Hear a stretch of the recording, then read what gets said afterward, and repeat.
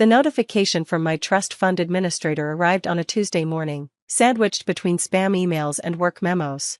Unusual activity detected. Current balance, $0. 00 inch. I stared at the screen, coffee mug frozen halfway to my lips. That couldn't be right. The trust my father left me had $200,000 just last month, money meant to be untouchable until I turned 30, except for educational expenses. I was 29. My phone rang before I could call the bank, Mom's number, but Gary's voice. "Diana, sweetheart," my stepfather said, using the fake warmth he reserved for when he'd done something catastrophic. "Need to talk to you about a little situation." "What did you do?" "Now, don't get hysterical. I made an executive decision about your trust fund, as your father figure." "You're not my father," I interrupted, "and you can't access my trust. It's legally protected." His laugh was ugly. "Funny thing about being married to the trustee, your mother signed some papers, thought she was helping with taxes." My stomach dropped. Mom, of course, she'd sign anything Gary put in front of her, trusting the man who'd swept her off her feet 5 years after Dad died. "How much?" I asked quietly. "All of it, but listen, it's an investment. I've got a system." I hung up and drove straight to their house, my childhood home, now polluted by Gary's presence. Mom answered the door, eyes red from crying. "Diana, I'm so sorry, I didn't know." "Where is he?" Gary sat in my father's old study, feet up on the desk Dad had built himself. The room smelled like cheap whiskey and cigarettes. "There she is," he grinned, "my favorite stepdaughter." "Your only stepdaughter. Where's my money?" "Invested. The Mirage Casino has this high roller program." "You gambled away my inheritance?" "Invested," he repeated, "big difference. I've been studying the patterns. See, roulette has sequences, and if you bet strategically, roulette is random, there's no pattern. That's what they want you to think." He leaned back, completely unconcerned. "Look, princess, your dad left you that money, but what good was it doing sitting in some account? Money needs to work." It was working, earning interest, waiting for me to buy a house, start a family, have security. "Security," he scoffed. "You're a social worker. You make, what, 40 grand a year? That trust fund was making you soft, complacent. You'll thank me for teaching you struggle." "Thank you? You stole from me." "Borrowed. I'll win it back. The system just needs time." "How much do you owe?" I demanded. "Beyond my trust?" His grin faltered slightly. "Few thousand here and there, nothing major." "But Mom," hovering in the doorway, mouthed, 90,000. 90,000, plus my entire inheritance." "I'm calling the police," I said. "Go ahead." Gary shrugged. "Your mom signed the papers. Legal trustee. Cops can't do anything about a husband and wife managing family assets." He was right. I realized with growing horror. Mom was the trustee, had been since Dad died. Her signature was all he'd needed. "Mom," I turned to her, "how could you?" "I thought I was signing tax documents," she whispered. "He said it would help you save money." "I'm so stupid." "You're not stupid," I said firmly. "You're trusting. He's the criminal." "Criminal?" Gary stood, face reddening. "I'm trying to provide for this family." "By stealing from your stepdaughter?" "By taking risks. Your father played it safe his whole life. And what did it get him? Dead at 45 with a mediocre bank account and a government pension. He got a family who loved him." I shot back. "A daughter who respected him. A legacy of actual good in the world." "Legacy," Gary sneered. "You know what your legacy is? Helping junkies and runaways who'll never amount to anything, just like you helped them at that pathetic job." I left before I said something I'd regret, or did something I'd regret. The rage bubbling inside me could have powered a small city. At work the next day, I threw myself into cases, anything to avoid thinking about the crater where my future used to be. No house down payment, no graduate school fund, no safety net. "Diana?" My supervisor knocked on my cubicle. "You okay? You look." "I'm fine, Janet." But I wasn't. For 5 years, I'd worked with foster kids aging out of the system, homeless youth, runaways. I'd seen how quickly life could spiral without financial security. Now I was one emergency away from being my own client. The call from the casino came 3 weeks later. "Ms. Reeves, this is Martin Chen from the Mirage. We need to discuss your stepfather's account." "He's not my problem," I said tiredly. "Whatever he owes." "Ma'am, he's listed you as his emergency contact, and collateral." "Collateral? I didn't sign anything." "He claims you're aware of his debts and willing to cover them. The amount has become significant." How significant? 150,000. He's been banned from the premises, but the debt remains. We're prepared to pursue legal action. I laughed. Actually laughed. Good luck getting blood from that stone. Ms. Reeves, this is serious. Your family home is at risk. My family home, where Mom still lived, where I'd grown up, where Dad's memories lived in every corner Gary hadn't contaminated. I can't help you, I said. I'm a social worker. I make $40,000 a year. He stole everything I had. Martin paused. I'm sorry to hear that. We'll proceed with collections. The next months were hell. Collections agencies called constantly. Mom aged a decade, stress etching lines around her eyes. Gary oscillated between manic schemes to win everything back and depressive rages where he blamed everyone but himself. I moved into a studio apartment, unable to watch Mom enable him further, but I couldn't abandon her completely. Every Sunday, I'd visit for dinner, watching Gary drink imported beer while Mom served pasta made with coupon-bought ingredients. Any big cases? Mom asked one Sunday, desperate for normal conversation. Actually, yes. Remember Marcus Thompson? The boy from your first year? Marcus, 15 when I'd met him, aged out of foster care and living under a bridge, angry at the world, suspicious of help, too proud to admit he was scared. It had taken months to earn his trust, longer to get him into transitional housing. He's been doing well, I said, got his GED, then community college. He's actually. Sounds like a waste of taxpayer money, Gary interrupted, already 3 beers in, kid's probably dealing drugs by now. He's in business school, I said coldly, full scholarship to state, graduates next month. Sure he is, Gary belched. They all say they're turning their lives around, then they end up right back where they started. I thought of Marcus at 16, teaching himself calculus from library books. At 17, working 3 jobs while finishing high school. At 18, crying in my office when the scholarship letter arrived. You don't know anything about the kids I work with, I said. I know they're lost causes, like they're bleeding heart social workers. 5 years passed. 5 years of watching Mom shrink while Gary expanded. 5 years of collections calls and basement casinos and promises that the next bet would fix everything. I'd rebuilt my savings slowly, thousand by thousand, sacrifice by sacrifice. No vacations, no restaurants, no life beyond work and rice dinners. The house went into foreclosure. Mom moved into my studio. Gary disappeared for weeks at a time, chasing poker games and loan sharks. He's sick, Mom would say, defending him even as she slept on my couch. Gambling addiction is a disease. So is selfishness, I'd reply, but only one has a 12-step program. The call that changed everything came on a Tuesday, apparently my day for life-altering news.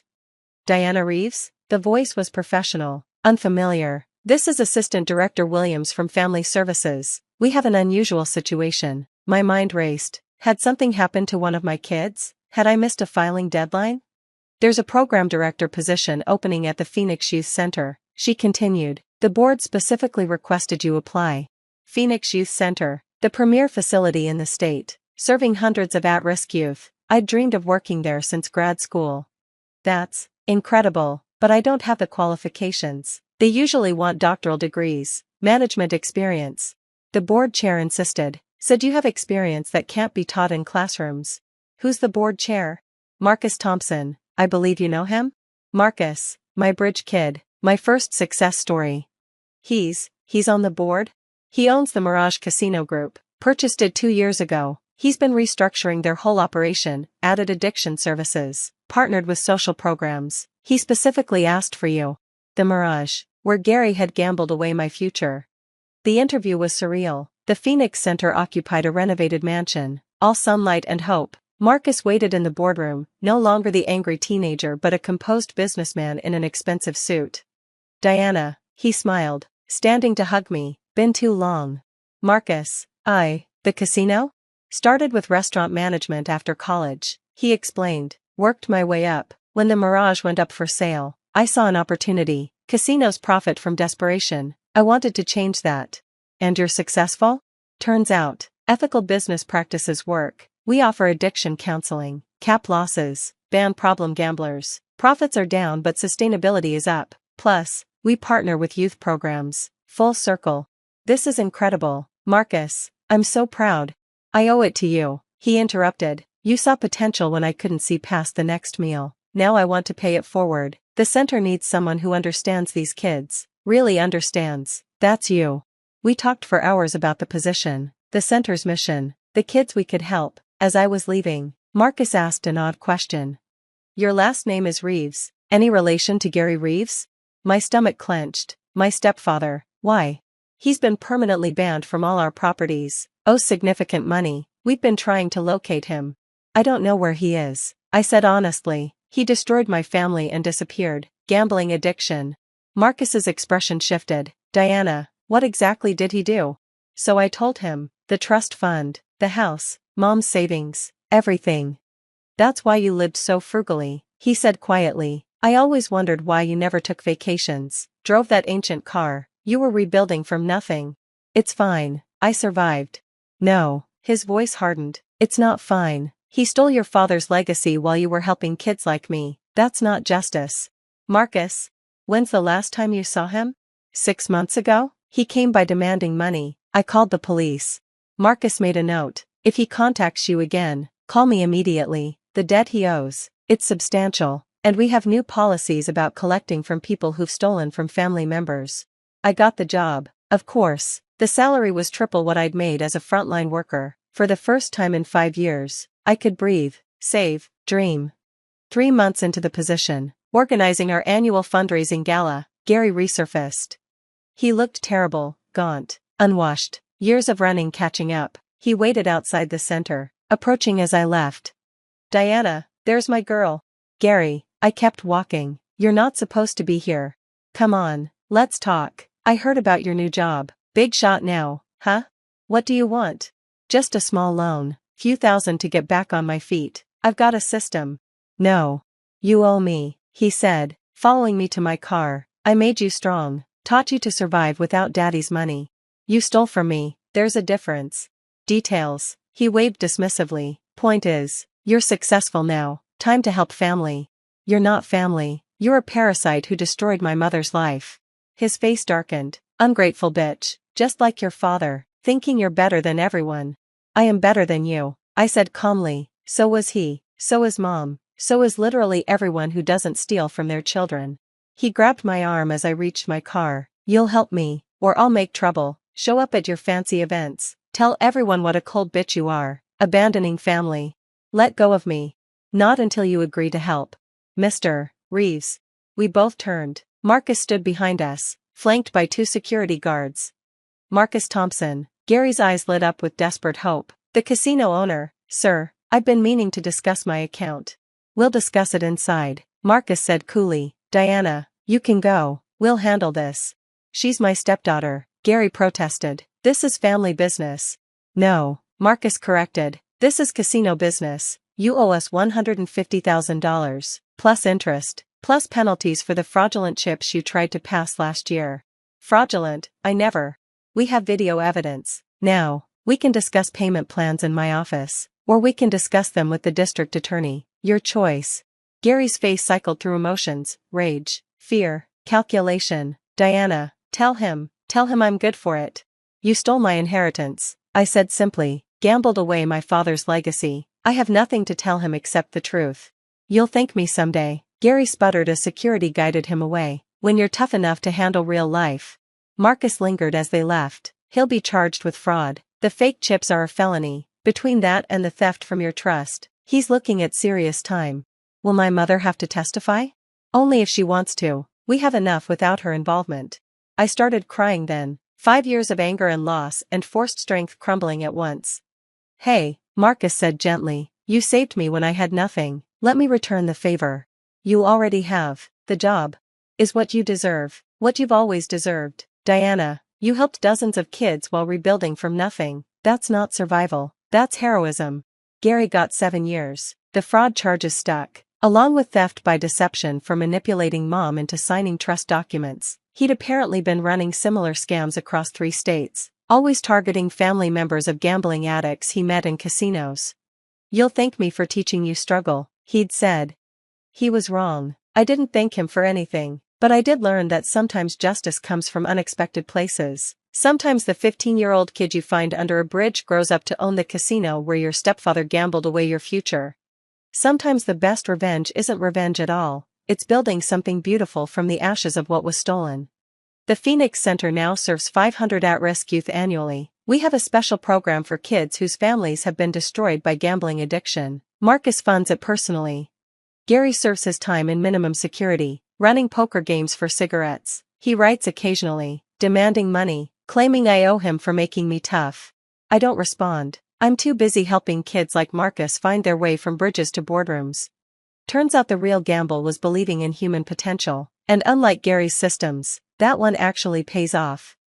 Hi, I'm Sarah Chen, and this is the story of how I learned that sometimes family can be your worst enemy, especially in business. For 10 years, I poured my heart and soul into our family's small tech company, transforming it from a struggling startup into a $50 million enterprise.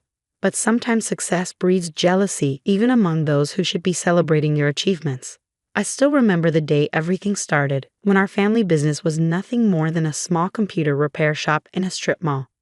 Dad had started it 20 years ago, and it was his pride and joy, even though it barely made enough to support our family. My sister, Emma, was always his favorite, the one who got straight A's and went to an elite business school. I was the quiet one, the one who stayed behind to help Dad while pursuing my computer science degree at a local college. "Sarah, you're wasting your potential here," Emma would say during her visits home from college. "You should aim higher." But I saw something in our little shop that others didn't: potential. While Emma was studying theoretical business models, I was learning real-world programming and spotting gaps in the market. During my final year of college, I developed our first proprietary software, a simple but effective tool for small businesses to manage their inventory. It wasn't revolutionary, but it was user-friendly and affordable. Dad was skeptical at first, but when local businesses started buying licenses, his attitude changed. "Maybe you're onto something here, kiddo," he said, finally showing a glimmer of pride in my work. Those words meant everything to me then. If only I had known they were as temporary as morning dew. The business grew steadily under my guidance. I worked 14-hour days, 7 days a week. While Emma was climbing the corporate ladder at a prestigious consulting firm in New York, I was building something real. Our little repair shop transformed into a software development company, and our client base expanded from local businesses to national corporations. Mom watched it all with quiet concern. "Don't work too hard, Sarah," she'd say, bringing me dinner at the office. "You need a life outside of work too." But I was driven by a vision, and maybe, deep down, by a desire to prove myself to my family. 5 years into our transformation, we hit our first $1 million in annual revenue. That's when Emma suddenly became interested in the family business again. She quit her job in New York and moved back home. "I think it's time I took my rightful place in the company," she announced at a family dinner. With my business expertise, we could really take things to the next level. Dad beamed at her words. "That's wonderful, princess.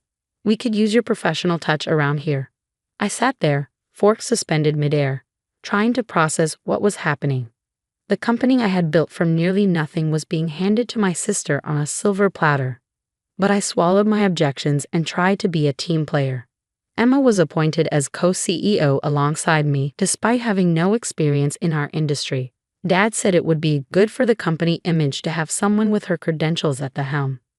I focused on product development and operations while she handled marketing and investor relations. The next 5 years were a study in contrast.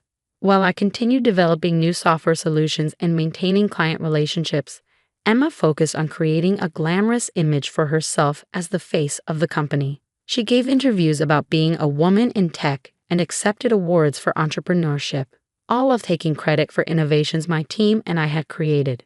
Our revenue continued to grow, reaching $50 million annually, but so did the tension between us. Emma began excluding me from key meetings, making decisions without consulting me, and slowly pushing me to the sidelines of my own creation. Then came Dad's 60th birthday party.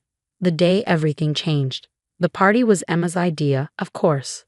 She rented out the grand ballroom of the city's most expensive hotel and invited all our business associates. It was more of a networking event than a birthday celebration, but that was Emma's style. Everything had to serve a purpose. I arrived early to help with the preparations, wearing a simple black dress that Emma immediately criticized. "Couldn't you have made more of an effort?" she hissed. "These are important people coming tonight." I ignored her comment and focused on greeting guests as they arrived. The room filled quickly with business associates, clients, and family friends. Emma worked the room like a politician, while I stayed in the background, making sure everything ran smoothly. During dinner, Emma clanked her glass and stood up for a speech. I expected the usual, a touching tribute to Dad, maybe some memories from our childhood. Instead, she dropped a bomb that would shatter our family forever. As we celebrate Dad's 60th birthday, she began, her voice carrying across the silent room. I think it's time to announce some changes at Chen Technologies. The board has agreed that the company needs unified leadership to move forward. My heart stopped. Board meetings? What board meetings? For too long, we've been held back by outdated thinking and resistance to change. Emma continued, her eyes fixing on me. That's why, effective immediately, I will be taking over as sole CEO. It's time for certain elements that are no longer serving our growth to step aside. The room erupted in murmurs. I sat there, frozen, as Emma continued her character assassination, disguised as a corporate announcement. Some people, she said, her voice dripping with false sympathy, are better suited to technical roles rather than leadership. My sister Sarah has been adequate in maintaining our legacy systems, but to compete in today's market, we need vision. We need excellence. And frankly, Sarah, you're just not cut out for this level of business. I looked at Dad, expecting, hoping, he would stand up for me. Instead, he was nodding along with Emma's words, a proud smile on his face. Mom stared at her plate, her hands trembling slightly. The truth is, Emma continued, her voice rising, you're worthless in today's business world, Sarah.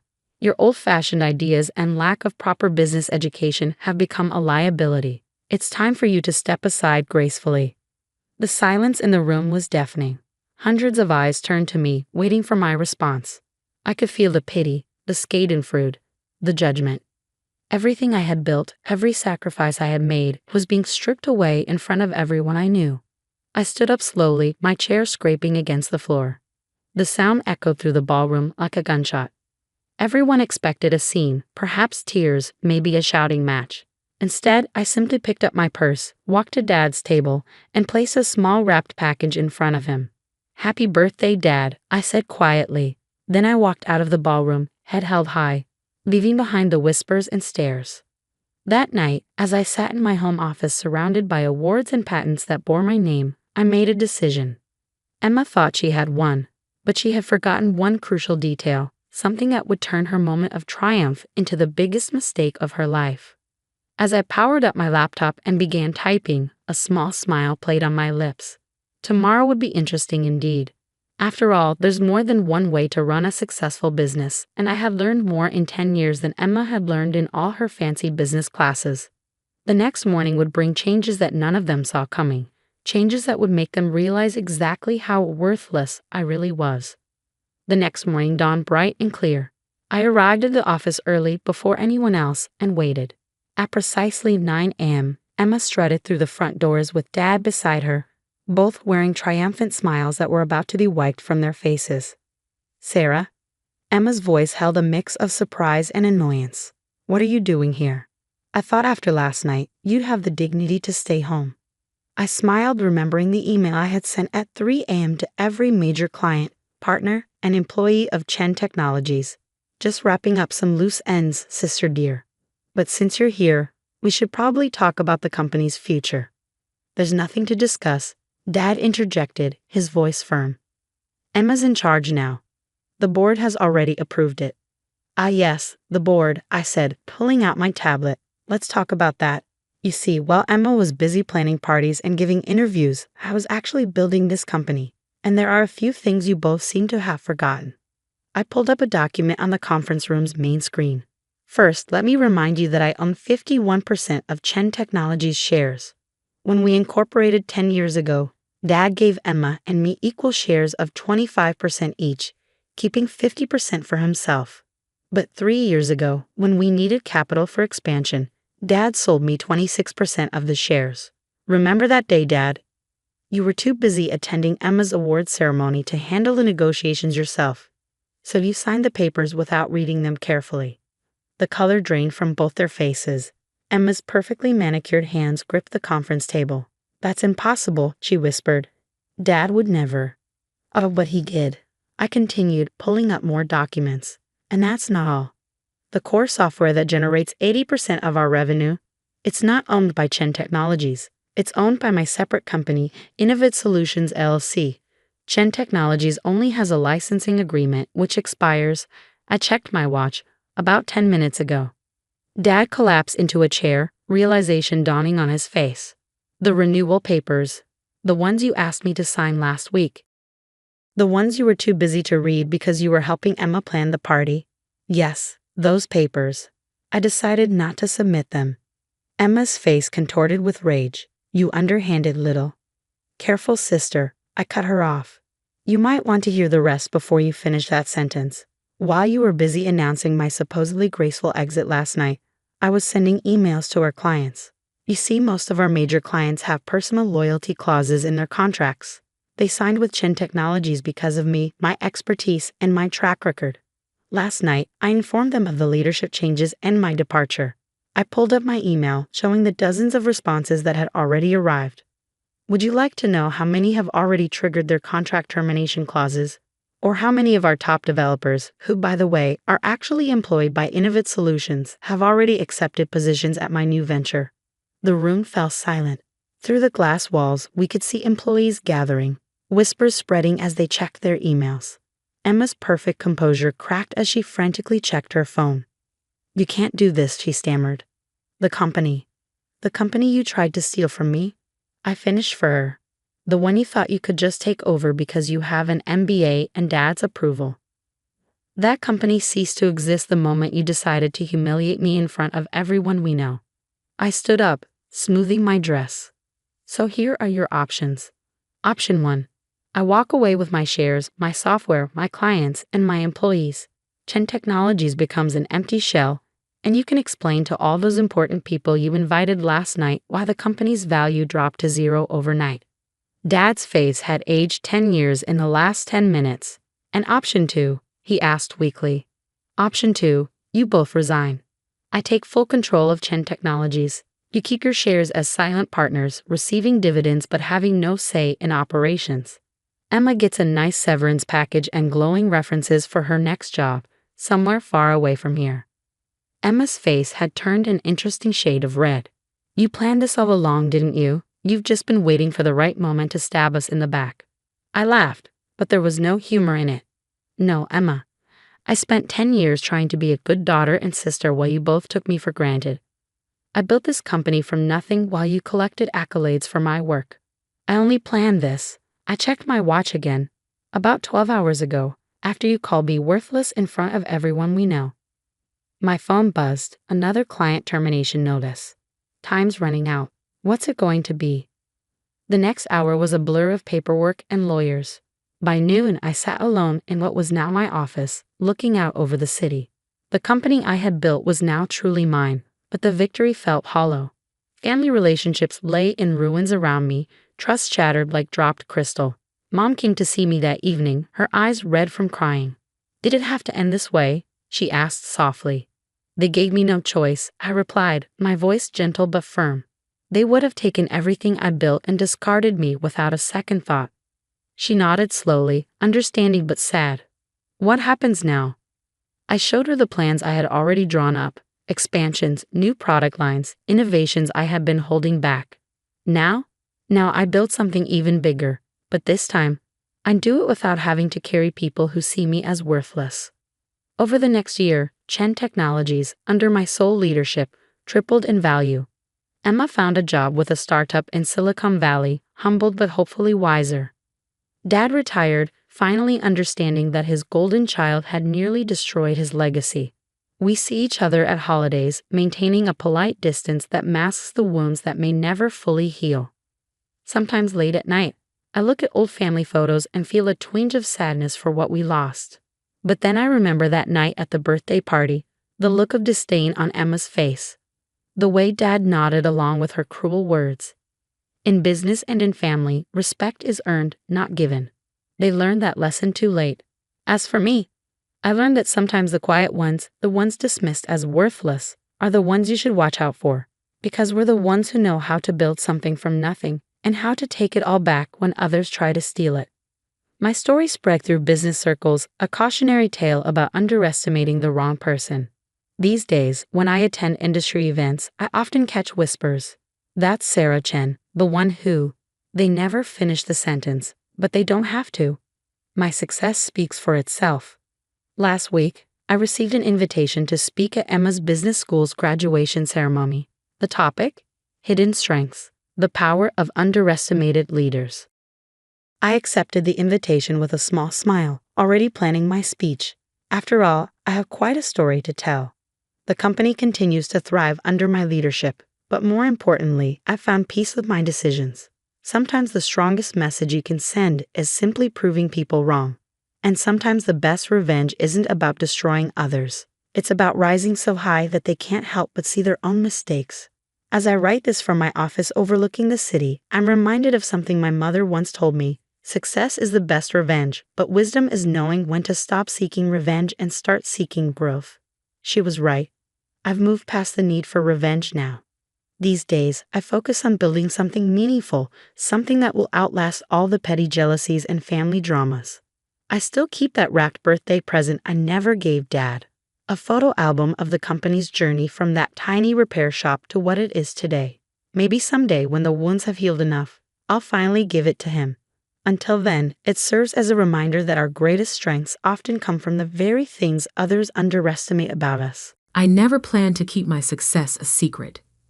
But after a decade of watching my family mock my career choices while living in my private penthouse overlooking Central Park, I had grown accustomed to the irony of it all. My name is Olivia Winters, though the business world knows me only as O.W. Blackwood, the reclusive founder and CEO of Blackwood Innovations. To my family, I'm just their disappointing middle child who wastes her time with freelance tech consulting instead of joining the family law firm. The day everything changed started like any other. I was reviewing acquisition reports in my private office on the top floor of Blackwood Tower when my assistant, Michael, rushed in with an unusual expression on his face. "Ms. Winters, you need to see these job applications," he said, placing a tablet in front of me. They just came through HR. I glanced at the screen and nearly choked on my coffee. There, in pristine digital formatting, were the resumes of my sister Diane and my brother James. Both had applied for executive positions at Blackwood Innovations. "There's more," Michael added, scrolling to another document. "Your father's law firm is also pitching their services to our legal department. The meeting is scheduled for next week." I leaned back in my chair, memories flooding back from 10 years ago. I was fresh out of college with a computer science degree, pitching my ideas for revolutionary software architecture to my family over dinner. "Tech startups are a dime a dozen," my father had scoffed, barely looking up from his legal briefs. "Winters and Associates has been a respected law firm for 3 generations. That's real success, not this coding nonsense." Diane, 2 years older and already a junior partner at the firm, had smirked. "Come on, Dad. Let her play with her computers. She can always come work as our IT support when she fails." Only my younger brother James had shown any interest, but even that was condescending. "Maybe you could build us a better website for the firm," he had suggested, as if that was the height of technological achievement.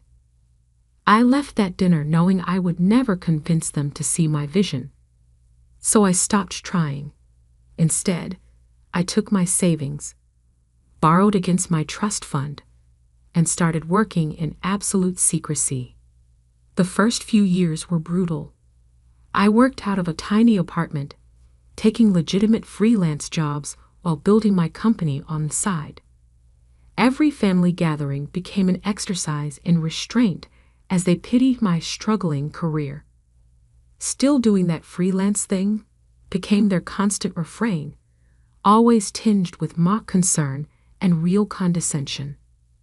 What they didn't know was that my freelance thing was a cover for building one of the most innovative software companies in the world. Blackwood Innovations revolutionized enterprise architecture, cloud computing, and artificial intelligence. By the 5th year, we were valued at over $2 billion. By the 8th year, we had gone public, and my personal worth exceeded the combined value of every law firm in New York. Through it all, I maintained my cover. I kept my small apartment for family visits. Though I lived in a penthouse, I drove an old Honda to family functions, while my collection of luxury cars sat in a private garage. I endured their pitying looks while donating more to charity each year than their firm made in profit. Now, staring at their job applications, I felt a strange mix of emotions. Part of me wanted to reject them immediately, to let them feel a fraction of the dismissal they had shown me. But another part saw an opportunity for something more satisfying. "Michael," I said finally, "schedule the interviews. But don't conduct them in the executive suite. Use the small conference room on the 15th floor." He raised an eyebrow. "The one we use for junior positions?" "Exactly. And don't tell them anything about meeting with O.W. Blackwood. Let them think they're interviewing with middle management." After Michael left, I opened my laptop and began researching my siblings' recent careers. Diane had left our father's firm 2 years ago after a failed attempt to modernize their practice.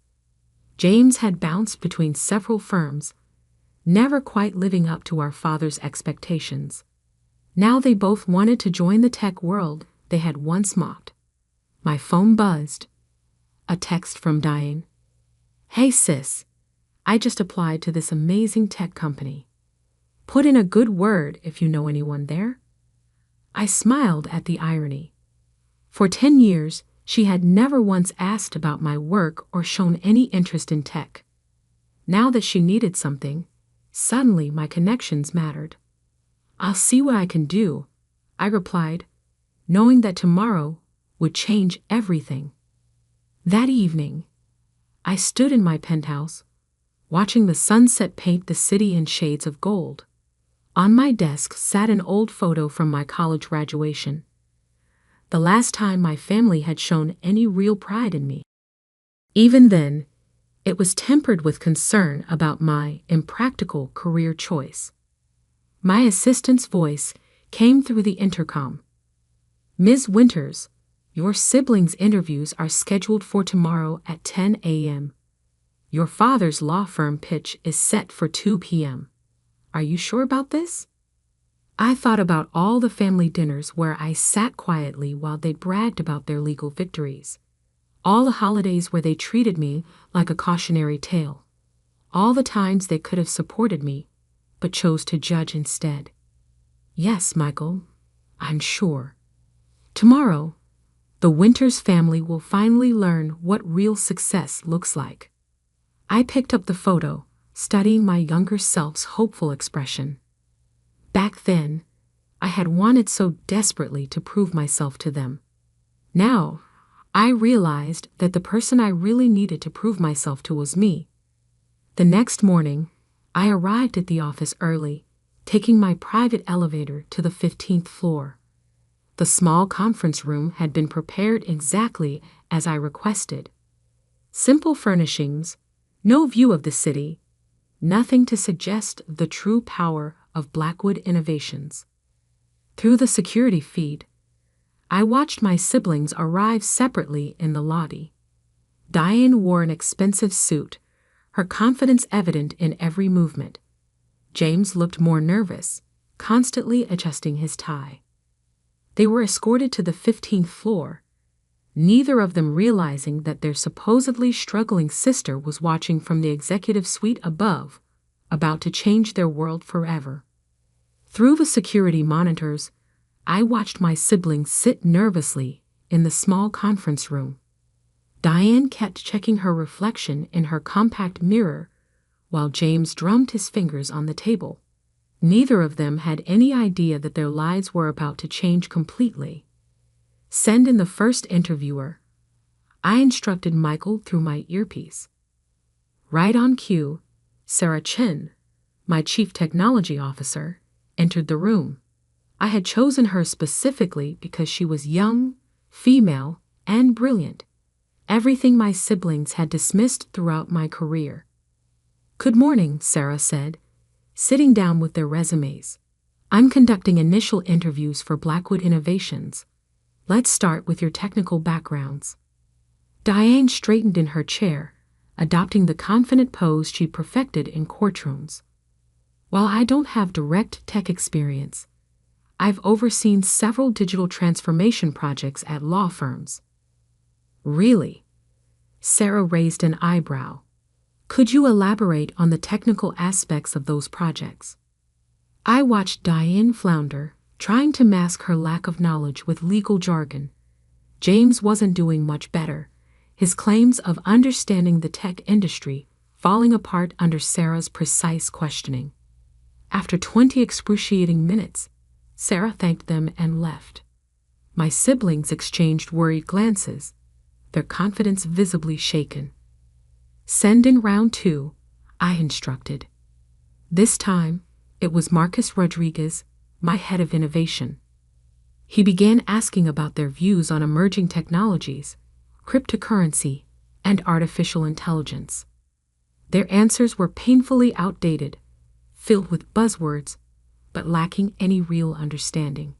"Is this a joke?" Diane finally snapped, her frustration breaking through. "We're here to interview for executive positions, not tech support. Where is OTU Blackwood? We should be meeting with actual decision makers." Marcus kept his expression neutral, though I could see him fighting back a smile. "Ms. Winters, I assure you this is standard procedure. However, if you prefer to leave—" "No," James cut in quickly. "We apologize. Please continue." 3 more interviewers followed, each one expertly exposing my siblings' lack of qualifications. By the final round, both Diane and James looked thoroughly defeated. "Ms. Winters," Michael's voice came through my earpiece, "your father's team has arrived for the legal services pitch." "Perfect timing," I smiled. "Have them wait in the main conference room. I'll handle this personally." I took my private elevator down to the 15th floor, smoothing my designer suit and checking my reflection. 10 years of hiding my success had led to this moment. The door to the small conference room opened, and I walked in.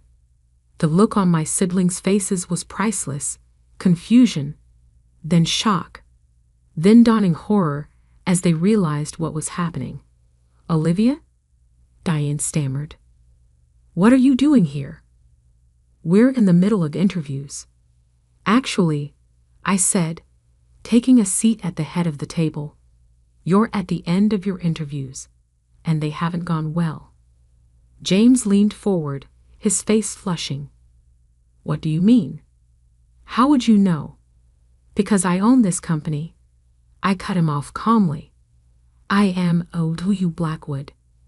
The silence that followed was deafening. Diane's mouth opened and closed without sound. James gripped the table edge so hard his knuckles turned white. "That's impossible," Diane finally managed. "You're a freelancer. You work from coffee shops." I laughed, the sound echoing in the small room. "No, Diane. That's just what I let you believe.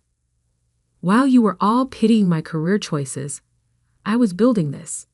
I gestured around us. "Blackwood Innovations, a Fortune 500 company worth more than every law firm in New York combined." But James was struggling to form words. "All these years?" "Yes," I nodded. "All these years, while you mocked my coding nonsense and offered me IT support jobs, I was revolutionizing enterprise software. While you bragged about your legal victories at family dinners, I was closing billion-dollar deals. While you dismissed me as a failure, I became one of the most successful tech entrepreneurs in the world. Diane's face had turned an interesting shade of gray. Why didn't you tell us? Why should I have? When did any of you ever show genuine interest in my work? When did you ever offer support instead of condescension? I pulled out their resumes, laying them on the table. And now here you are, applying for jobs at my company. Not because you're qualified. These interviews have proven you're not. But because you heard Blackwood Innovations was the next big thing. Olivia, please, James started, but I held up my hand. I'm not finished. Right now, our father is waiting upstairs to pitch his firm's legal services. He has no idea he's about to try to sell to his own daughter, the one he said would never amount to anything in tech. I stood up, smoothing my skirt. I have a meeting to attend. Michael will show you out. Oh, and don't bother waiting for callbacks about the jobs. You're not qualified. As I reached the door, Diane called out, her voice shaking. You can't just leave it like this. I turned back, meeting her eyes. Actually, I can. I spent 10 years letting you all believe what you wanted about me. Now you get to live with the truth. And believe me, this is just the beginning. Walking away from that conference room, I felt lighter than I had in years. But my day wasn't over yet. My father was waiting upstairs, about to experience his own moment of revelation. The best part, he had no idea what was coming. The executive conference room of Blackwood Tower offered a stunning view of Manhattan's skyline. My father, Richard Winters, stood at the floor-to-ceiling windows, his back straight and proud as always. He was surrounded by 3 junior partners from his firm, all of them clutching presentation materials and practicing their best corporate smiles. I watched them through the glass wall for a moment, remembering all the times I'd stood in his office as a child, dreaming of making him proud. Now, standing in my own tower, I realized those dreams had changed. I no longer needed his pride. I had my own. Miss Blackwood is ready for you, Michael announced, opening the door. My father turned, his practiced smile freezing as I walked in. For a moment, confusion crossed his face. Then shock, then disbelief. Olivia, he stammered. What are you doing here? I sat down at the head of the conference table, enjoying the moment. Hello, Dad. I believe you're here to pitch legal services to Blackwood Innovations. The junior partners exchanged bewildered looks. One of them quickly flipped through his notes, probably wondering if they'd somehow missed this connection in their research. I don't understand, my father said, still standing. We have a meeting with LW Blackwood. Yes, I smiled. You do. Please, sit down. Realization dawned slowly on his face as he sank into a chair. You're LW Blackwood? Yes, founder and CEO of Blackwood Innovations. The company you're so eager to represent.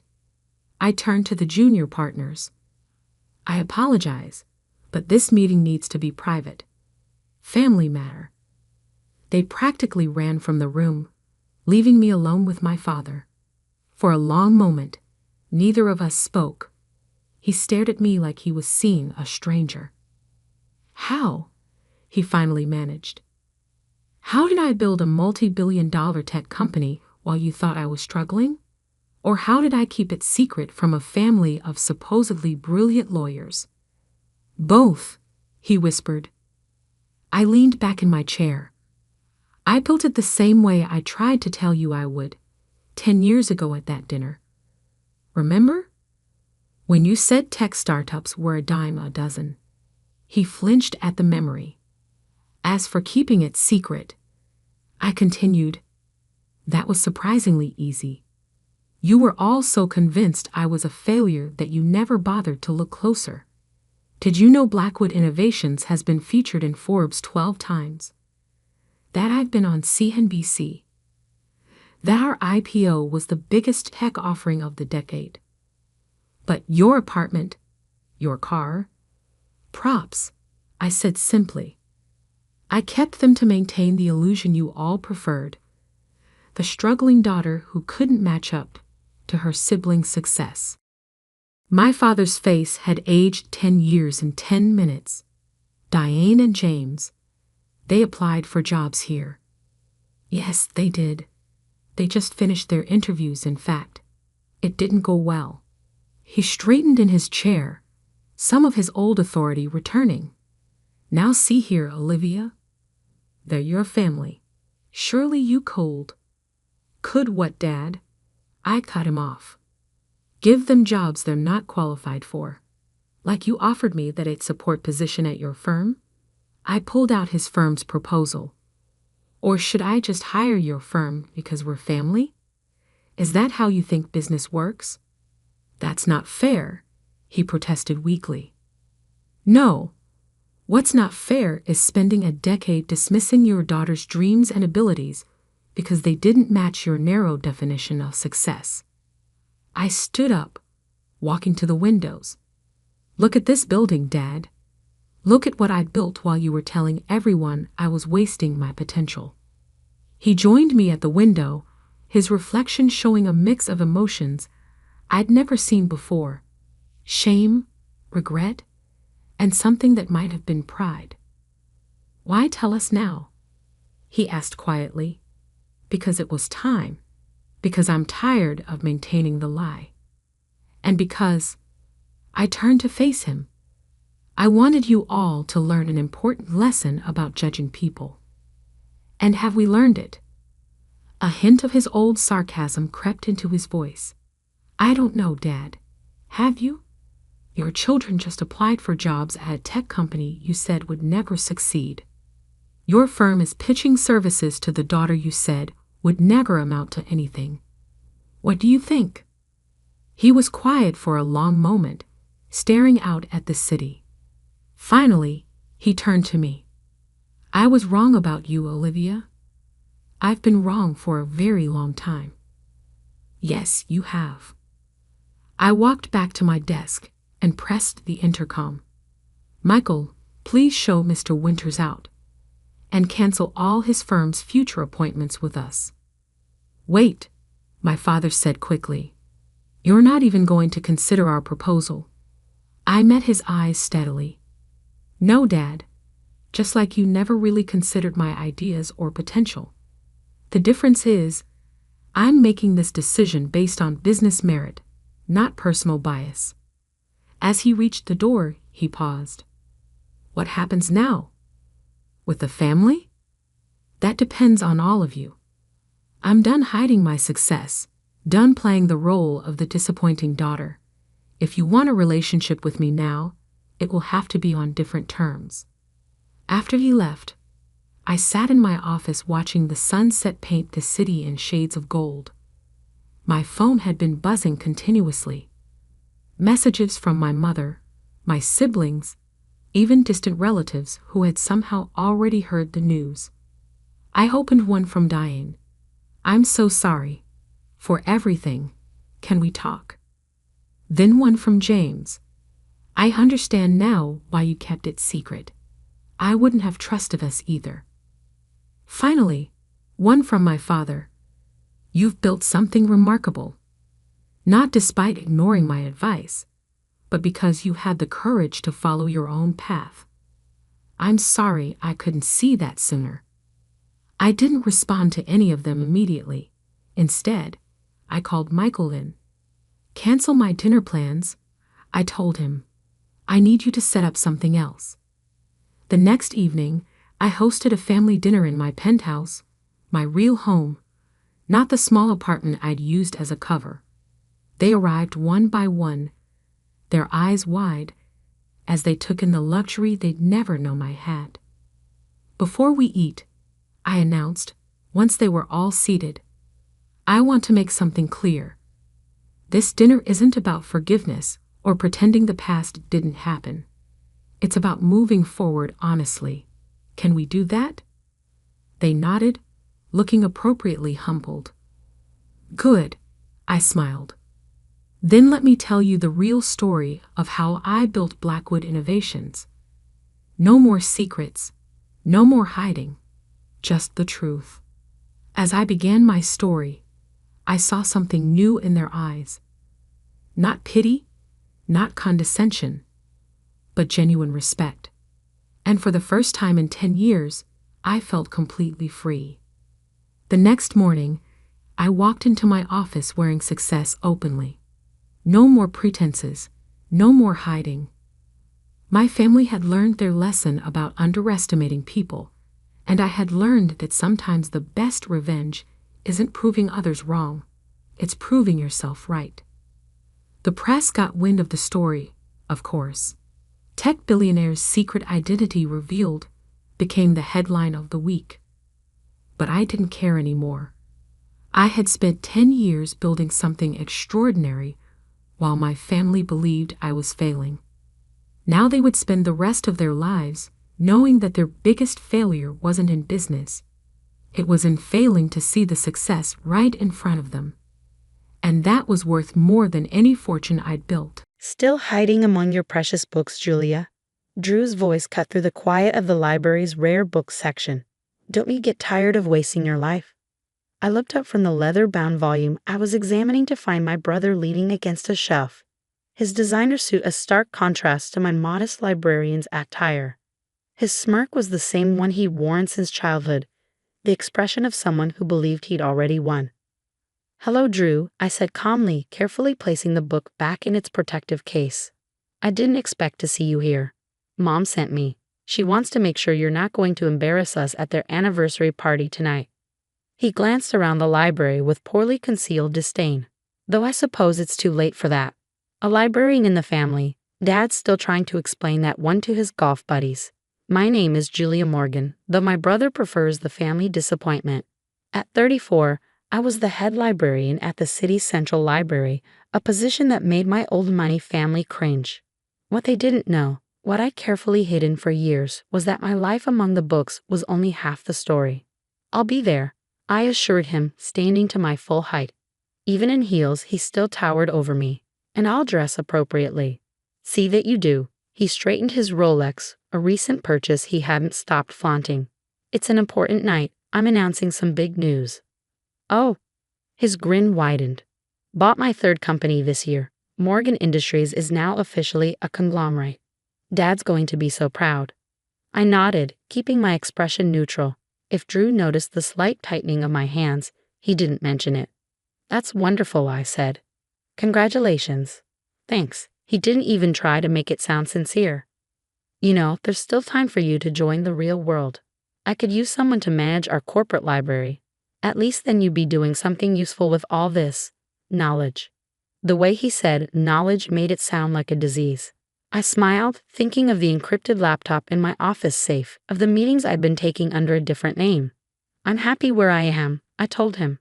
He shrugged, already turning away. "Your loss. Remember, 7 o'clock sharp, and Julia?" He paused at the door. "Try not to bring any books this time." After you left, I waited exactly 5 minutes before heading to my office. The space was modest but efficient, with walls of books and a desk that had seen better days. To most, it looked exactly like what they'd expect from a librarian's office. They never noticed the state-of-the-art security system or the fact that my ancient desktop computer was a custom-built machine more powerful than most corporate servers. Locking the door, I opened my laptop and connected to a secure server. 3 windows popped up immediately, video calls waiting from Tokyo, London, and New York. "Good morning, Ms. Morgan." My assistant's voice came through clearly. "The Nakamura deal is ready for final review." "Thank you, Sarah," I said, scanning the documents on my screen. "Has legal finished their assessment?" "Yes, ma'am. The acquisition terms are solid. We can move forward whenever you're ready." I glanced at my watch. 5 hours until my parents' anniversary party. Plenty of time. "Schedule the signing for tomorrow morning," I instructed. "And Sarah, make sure everything's in place for the announcement." "Already done. The press release is ready to go." Though, she hesitated. "Are you sure about the timing?" I thought of Drew's smug face, of years of condescension and dismissal. Yes, I'm sure. Tomorrow morning will be perfect. After ending the call, I sat back in my chair, looking at the empire I built in secret. Morgan Global Partners, no relation to my brother's Morgan Industries, despite the similar name, was now one of the largest private equity firms in the world. We operated entirely in the shadows, using shell companies and discrete investments to hide our true size. For 7 years, I'd built this company while maintaining my cover as a simple librarian. The job wasn't just a front. I genuinely loved books, loved preserving knowledge and helping people access it. But it also provided the perfect cover for my other life. Who would suspect the quiet librarian of being one of the most powerful people in global finance? My phone buzzed. A text from Mom. Don't forget to do something with your hair, dear. The Prescotts will be there tonight. The Prescotts, one of many old money families my parents were always trying to impress. I texted back a simple "ok" and began packing up for the day.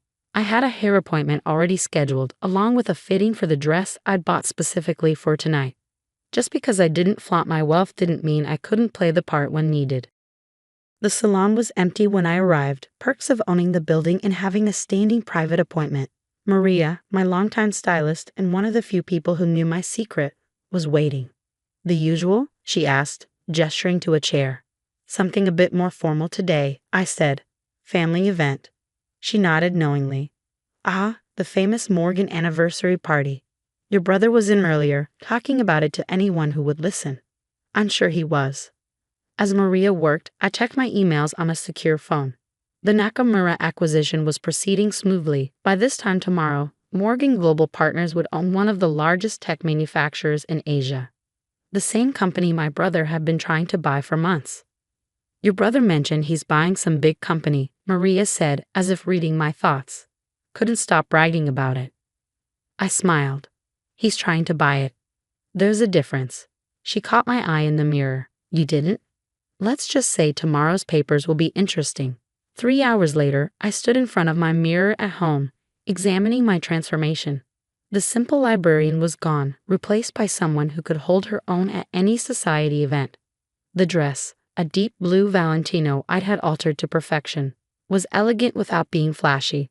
My jewelry was minimal but expensive, the kind of pieces old money favored. Most importantly, I looked exactly like what my family expected, their bookish daughter making an effort to fit in. My phone buzzed with another text, this time from Sarah. Everything's set for tomorrow. Are you sure you don't want to tell them tonight? No, I replied. Let them have their party. Tomorrow will be soon enough. The Morgan family estate was lit up like a Christmas tree when I arrived. Cars lined up along the circular driveway. I recognized most of them, Bentleys and Rolls-Royces belonging to the same families that had been part of our social circle for generations. A valet appeared as I pulled up in my modest Audi, another carefully chosen prop. The car was nice enough to avoid embarrassing my parents, but not so nice as to raise questions about a librarian's salary. Miss Morgan, Jenkins, our family's longtime butler, greeted me at the door. Your parents are in the main hall. I could hear the party before I saw it, the murmur of sophisticated conversation, the clink of expensive crystal, the subtle notes of a string quartet. This was my parents' world, the one I'd chosen to step away from, at least publicly. Julia, my mother's voice carried across the hall. Darling, you look presentable. Coming from her, it was high praise. Elizabeth Morgan had never quite forgiven me for choosing books over business, but at least I'd made an effort with my appearance tonight. Happy anniversary, Mom, I said, kissing her cheek. You look beautiful. She did. At 60, she was still the epitome of grace and style. Her friends often joked that she'd made a deal with the devil to maintain her youthful appearance. Your father's by the fireplace, she said, already scanning the room for more important guests. Do say hello before you hide in the library. I made my way through the crowd, accepting air kisses and polite inquiries about my little job at the library. Most of these people had known me since childhood, had watched me grow up alongside their own children. None of them understood my choices. There's my girl. Dad's voice boomed as I approached. He was holding court with his usual crowd, golf buddies and business associates who'd been part of his life for decades. Come here, let them see you. I submitted to his enthusiastic hug, noting the slight slur in his words. He'd started the celebrations early, as usual. "Still working with those books?" Harold Prescott asked, his tone making it clear what he thought of such an occupation. "Still working with those books," I confirmed. "Someone has to preserve knowledge for the next generation." They laughed, the indulgent chuckle of people humoring what they saw as a harmless eccentricity. "Speaking of the next generation," Dad said proudly, "where's your brother? He's got some big news to share." As if on cue, Drew appeared, champagne in hand. He changed into an even more expensive suit, his Rolex catching a light as he gestured. "Everyone," he called out, his voice carrying across the hall. "I'd like to make an announcement." The room quieted, all eyes turning to him. Drew lived for moments like this, had always thrived on being the center of attention. "As some of you know, Morgan Industries has been growing rapidly this year," he began, playing to his audience. "Today, I'm proud to announce that we're on the verge of our biggest acquisition yet. By this time next week, we'll own Nakamura Tech." The room erupted in applause. Dad beamed with pride, Mom dabbed at her eyes with a monogrammed handkerchief. I sipped my champagne and waited. "Of course," Drew continued, "the deal isn't quite final yet, but my sources tell me it's just a matter of time. The papers are ready to sign." "That's wonderful, son," Dad exclaimed. "Always knew you had it in you, a real businessman, just like your old man." Drew basked in the praise, accepting congratulations from all sides. Finally, his gaze fell on me. "What do you think, little sister?" he asked, his tone dripping with condescension. "Ready to admit you backed the wrong horse." I met his eyes calmly. "I think," I said carefully, "that you shouldn't count your chickens before they're hatched." He laughed and others joined in. "Always so cautious, Jules. That's why you'll never be more than what you are, hiding in your library while the rest of us build empires." "Perhaps," I agreed mildly, "but at least I understand the value of due diligence." His eyes narrowed slightly. Drew had never liked it when I used big words, seeing it as a challenge to his intelligence. "Due diligence?" he scoffed. "I've got the best lawyers in the business. Everything's taken care of." I just smiled and raised my glass. "Then I guess we'll all see tomorrow, won't we?" He frowned, catching something in my tone, but before he could press further, Mom was calling everyone to dinner. The dining room was a masterpiece of old-world elegance, gleaming mahogany, priceless china, crystal that had been in the family for generations. I took my assigned seat, noting with amusement that I'd been placed at the far end of the table, well away from any important guests. As the first course was served, Drew held court from his position near Dad, regaling everyone with tales of his business prowess. I kept quiet, responding politely when addressed but otherwise focusing on my food. "I just don't understand," Mrs. Prescott said from beside me, her voice low. "You were always so bright in school. You could have done anything. Why waste your life with books?" I considered how to answer. In 12 hours, everything would change. But for now, I had a role to play. "Books are never a waste," I said simply. "They teach us that things aren't always what they seem." She shook her head, clearly disappointed by my response. "Well, at least your brother is upholding the family name. Though it must be hard, watching him succeed while well, it's not as hard as you might think." The rest of dinner passed in a blur of subtle insults and backhanded compliments. I'd grown used to it over the years, had learned to let it roll off me like water. As dessert was being served, Drew stood again, calling for attention.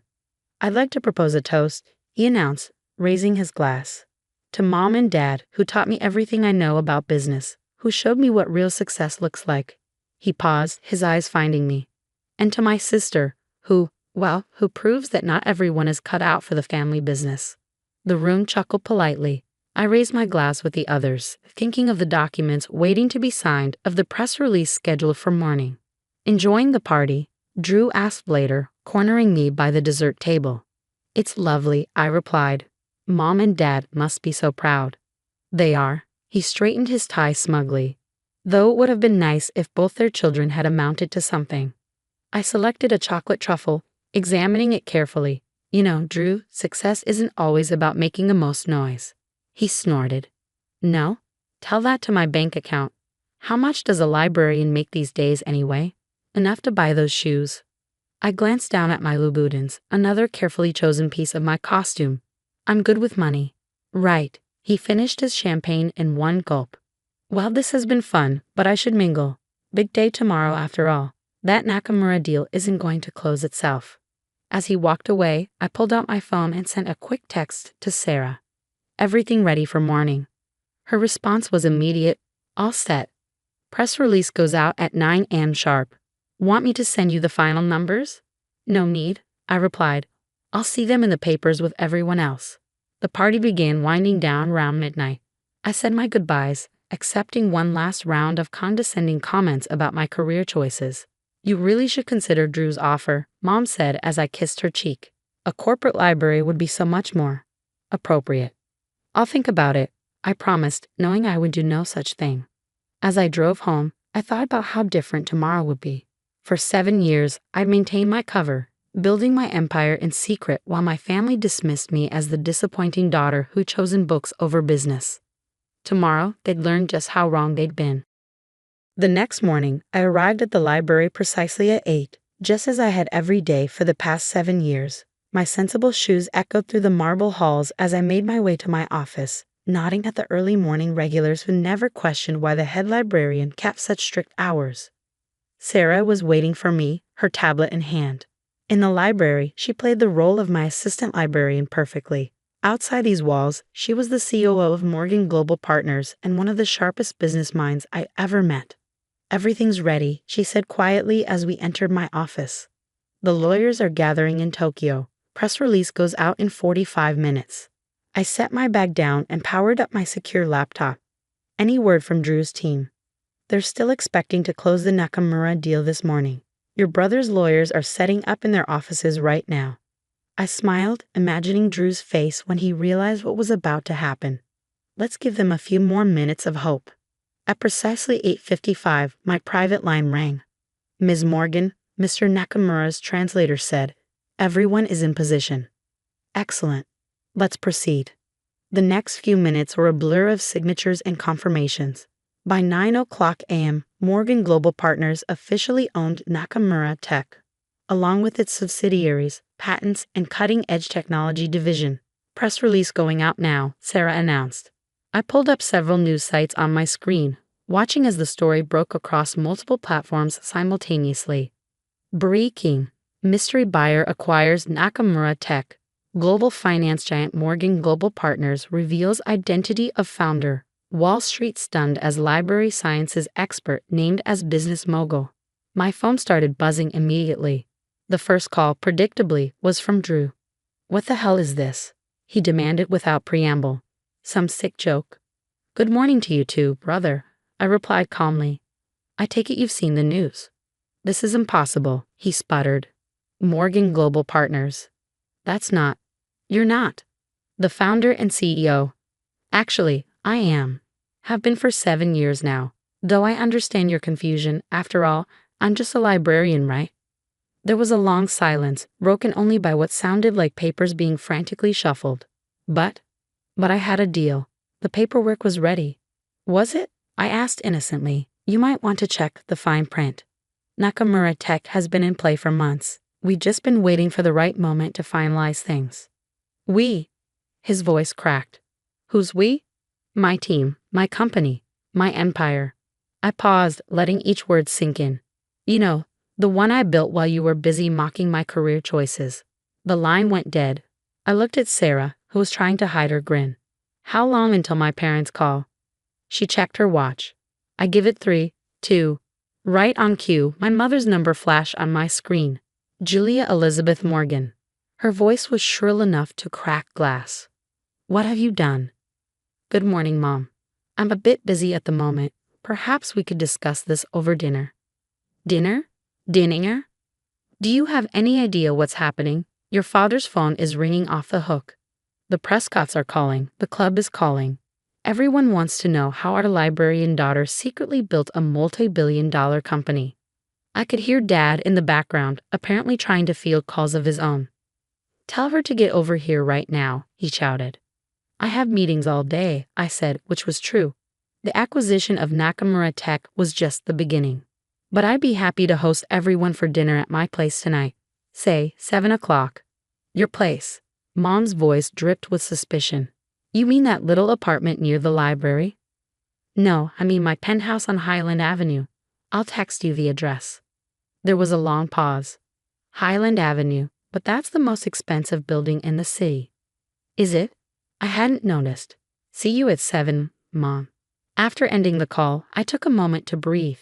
7 years of secrets were finally coming to light. 7 years of careful planning, of maintaining my cover while building something extraordinary. Ready for phase 2? Sarah asked. I nodded. Send out the second press release.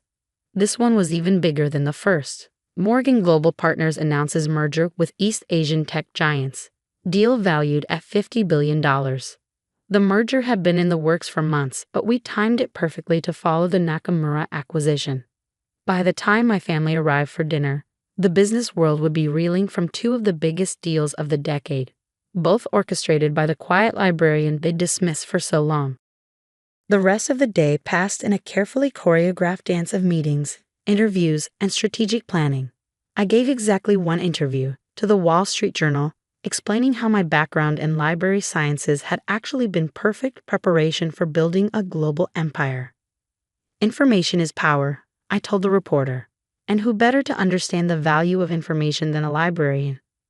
At 6:30, I left the library and headed to my real office, the top floor of the Highland Avenue building that had been my home for the past 5 years.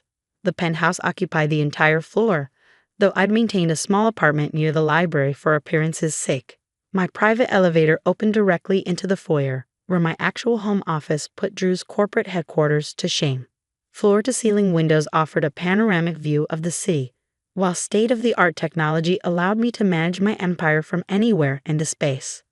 Sarah had arranged for dinner to be catered by the city's most exclusive restaurant, another establishment quietly owned by Morgan Global Partners. The dining room table was set with the kind of understated elegance that only old money could truly appreciate. At precisely 7 o'clock, the elevator announced my family's arrival. Drew entered first, his earlier swagger replaced by barely contained fury. Mom and Dad followed, both looking shell-shocked. Even Jenkins, who had insisted on accompanying them, seemed unsure how to process the transformation of the family's poor relation into one of the city's wealthiest residents. Welcome to my home, I said, gesturing to the spectacular view. Drink? How long? Drew demanded. How long have you been lying to us? Lying? I moved to the bar, pouring myself a scotch. I never lied about anything. I am a librarian. I do love books. I just happen to run a global financial empire as well. But why? Mom sank onto one of my Italian leather sofas. Why the deception? Why let us think that I was a failure? I finished for her, that I'd wasted my potential, maybe because you never bothered to look past your own assumptions. You saw what you expected to see, the disappointing daughter who chose books over business. Dad was standing by the windows, staring out at the city he thought he knew so well. All this time, he murmured. All those companies we've been reading about, the mysterious acquisitions. That was you, Drew said flatly. Morgan Global Partners. The competition everyone's been trying to figure out. The shadow empire that's been reshaping the market. I smiled. It does have a nice ring to it, doesn't it? Though I prefer to think of it as a knowledge empire. After all, that's what you taught me, isn't it, Dad? Knowledge is power. He turned to face me, and for the first time in my life, I saw something new in his eyes. Respect. The Nakamura deal, he said slowly. How long have you been planning that? About 6 months, though I've owned controlling interest in their subsidiaries for over a year. I looked at Drew. You never wondered why they kept finding reasons to delay your offer? My brother's face went from red to white. You've been playing me. All this time. Not playing, Drew, competing. Isn't that what you always wanted? A chance to prove who was better at business. But it wasn't fair, he exploded. You had inside information, secret resources. Inside information. I laughed. You mean like the kind you get from your golf club buddies? The deals you make on private yachts and exclusive resorts. I set my glass down carefully. I built my empire with nothing but intelligence, hard work, and a deep understanding of how information flows. Everything I learned in my little library job gave me an edge you couldn't see. Dinner is served, a voice announced discreetly. We moved to the dining room, the tension thick enough to cut with one of my sterling silver knives. Mom kept looking around as if trying to reconcile this environment with her mental image of my life. Dad seemed lost in thought, probably recalculating every business decision he'd made in the past 7 years. I suppose, Mom said finally, staring at her perfect place setting. This explains how you could afford those Louboutins. I couldn't help but laugh. Yes, Mom. That's what you should focus on, my shoe budget. What happens now? Drew asked, pushing his food around his plate. Going to buy out Morgan Industries too. Actually, I have a different proposition. I nodded to Sarah, who appeared with a folder. Your company has potential, Drew. Good bones, as they say in real estate. What it lacks is vision and modern infrastructure. He frowned. What are you suggesting? A partnership. Morgan Industries handles the traditional side, while Morgan Global Partners brings the technology and global reach. Together, we could build something even bigger. You want to work with me, after everything? No, I corrected him. I want to work with the businessman you could be, if you got over your ego and learned to see value in unexpected places. Dad set down his fork. Julia's right, he said, surprising everyone. This is an opportunity, Drew. A chance to be part of something bigger than ourselves. But she lied to us. Drew protested. Made us look like fools. No, Dad shook his head. We made ourselves look like fools. We were so convinced we knew what success looked like that we couldn't see it taking a different form. Your sister, she saw something we missed, built something we never imagined. Mom dabbed at her eyes with her napkin. All those times we pitied you, she said softly, worried about your future. I know, I said, gentler now. But maybe it's time to stop worrying about appearances and start focusing on substance. Isn't that what real business is about? The rest of dinner was a careful dance of revelations and reconciliations. I explained how I built my company, how the library had provided the perfect cover and connections. Dad asked increasingly detailed questions about my business strategy, his initial shock giving way to genuine admiration. Even Drew began to thaw as I outlined my vision for our potential partnership. By dessert, he was suggesting ways to integrate our operations. His natural business instincts finally focused on creation rather than competition. There's one thing I don't understand, Mom said as coffee was served. Why reveal everything now? Why not just stay in the shadows? I looked at my brother, because sometimes people need to be reminded that success doesn't always wear a suit and tie. That power doesn't always announce itself with a Rolex and a corner office. And sometimes, Drew added quietly, people need to be reminded not to judge a book by its cover. Exactly. Later that night, after my family had left, Dad with a stack of proposals to review, Mom with a list of social events to recalibrate, and Drew with a lot to think about, I stood at my windows watching the city lights. Sarah joined me, handing me a fresh scotch. Well, that went better than expected. Did it? I smiled. Or did it go exactly as planned? You knew they'd react this way. I knew they'd have to confront their own prejudices, their assumptions about success and worth. I sipped my drink. The question is whether the lesson will stick. She checked her tablet. Stocks up 30% since the announcement. Your brother's company is up 10% just on rumors of a potential partnership. Good. Let's give it a week, let everything settle, then announce the merger. By then, Drew might actually be ready to be a real partner. And your parents? I thought about Mom's tearful apology, Dad's proud smile as he finally saw me, really saw me, for the first time. They're learning. Sometimes the hardest part of success is accepting that it doesn't always look the way you expect.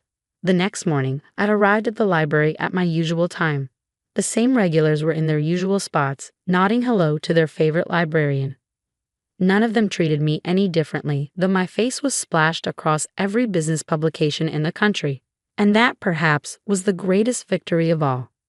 In a world obsessed with image and status, I built something real, something that didn't need designer labels or social validation to prove its worth.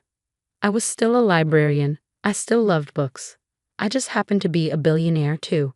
Knowledge, after all, comes in many forms, and sometimes the most powerful people are the ones you least expect. You're still doing that internet thing? My brother David smirked across the Thanksgiving table, carving into his turkey with an air of superiority that only a Wall Street banker could muster. What is it again? Selling stuff on Amazon? I took a deep breath, reminding myself that engaging wasn't worth it. 5 years of these jabs had taught me patience, if nothing else. It's an e-commerce platform, I said quietly, reaching for the mashed potatoes. We help small businesses. Oh, honey, my mother interrupted, her voice dripping with false sympathy. Don't you think it's time to look for a real job? Your cousin Jessica's firm's hiring. My name is Olivia Walker, and for the past 5 years, I've been building what would become one of the most successful e-commerce platforms in the country. Not that my family would know it. To them, I was just their wayward daughter who'd thrown away a promising career in finance to play on the internet. Mom, I started, but my father cut me off with a wave of his hand. Enough, Olivia. This little hobby of yours has gone on long enough. You're 30 years old. It's time to grow up and join the real world. The real world. As if spending 18 hours a day building a company from scratch wasn't real enough. As if the thousands of businesses using my platform weren't real. As if the millions in revenue we were generating wasn't real money. But they didn't know about any of that.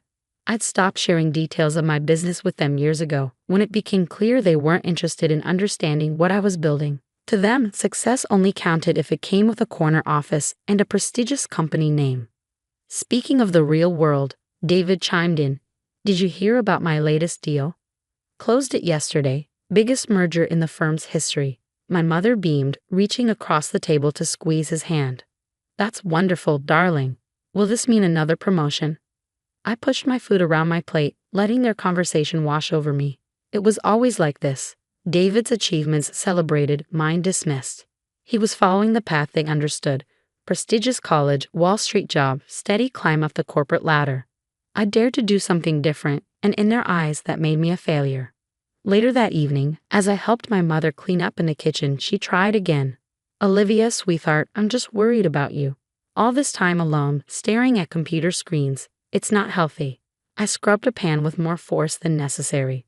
I'm not alone, Mom. I have a team now, 20 people actually. She paused, dish towel suspended midair. You have employees? Yes, I said, keeping my voice level. We moved into a real office space last month. For a moment, I saw a flicker of interest in her eyes, but it quickly disappeared. Well, that must be expensive. Are you sure you're not getting in over your head? And there it was, the constant doubt, the assumption that I couldn't possibly know what I was doing.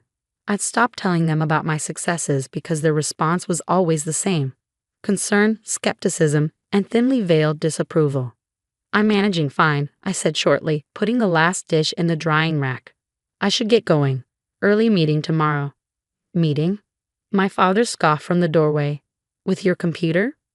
I grabbed my coat and purse, fighting back the urge to tell him exactly who my meeting was with, one of the largest venture capital firms in Silicon Valley. But what was the point? They'd made up their minds about my hobby long ago. The drive home gave me time to decompress, to shake off the weight of their disapproval. My phone buzzed with a text from my best friend and COO, Maya. How was the family inquisition? I smiled despite myself. Same as always. David's a genius, I'm wasting my life. You know, the usual. If they only knew, she replied. Can't wait to see their faces when the news breaks. Ah yes, the news. The thing I'd been sitting on for weeks now, wanting to tell my family but knowing they wouldn't understand its significance. The Forbes article was scheduled to come out in less than a month, featuring our company in their annual 30 Under 30 list. But it wasn't just that. They were doing a full profile on our Me2Work rise in the e-commerce space.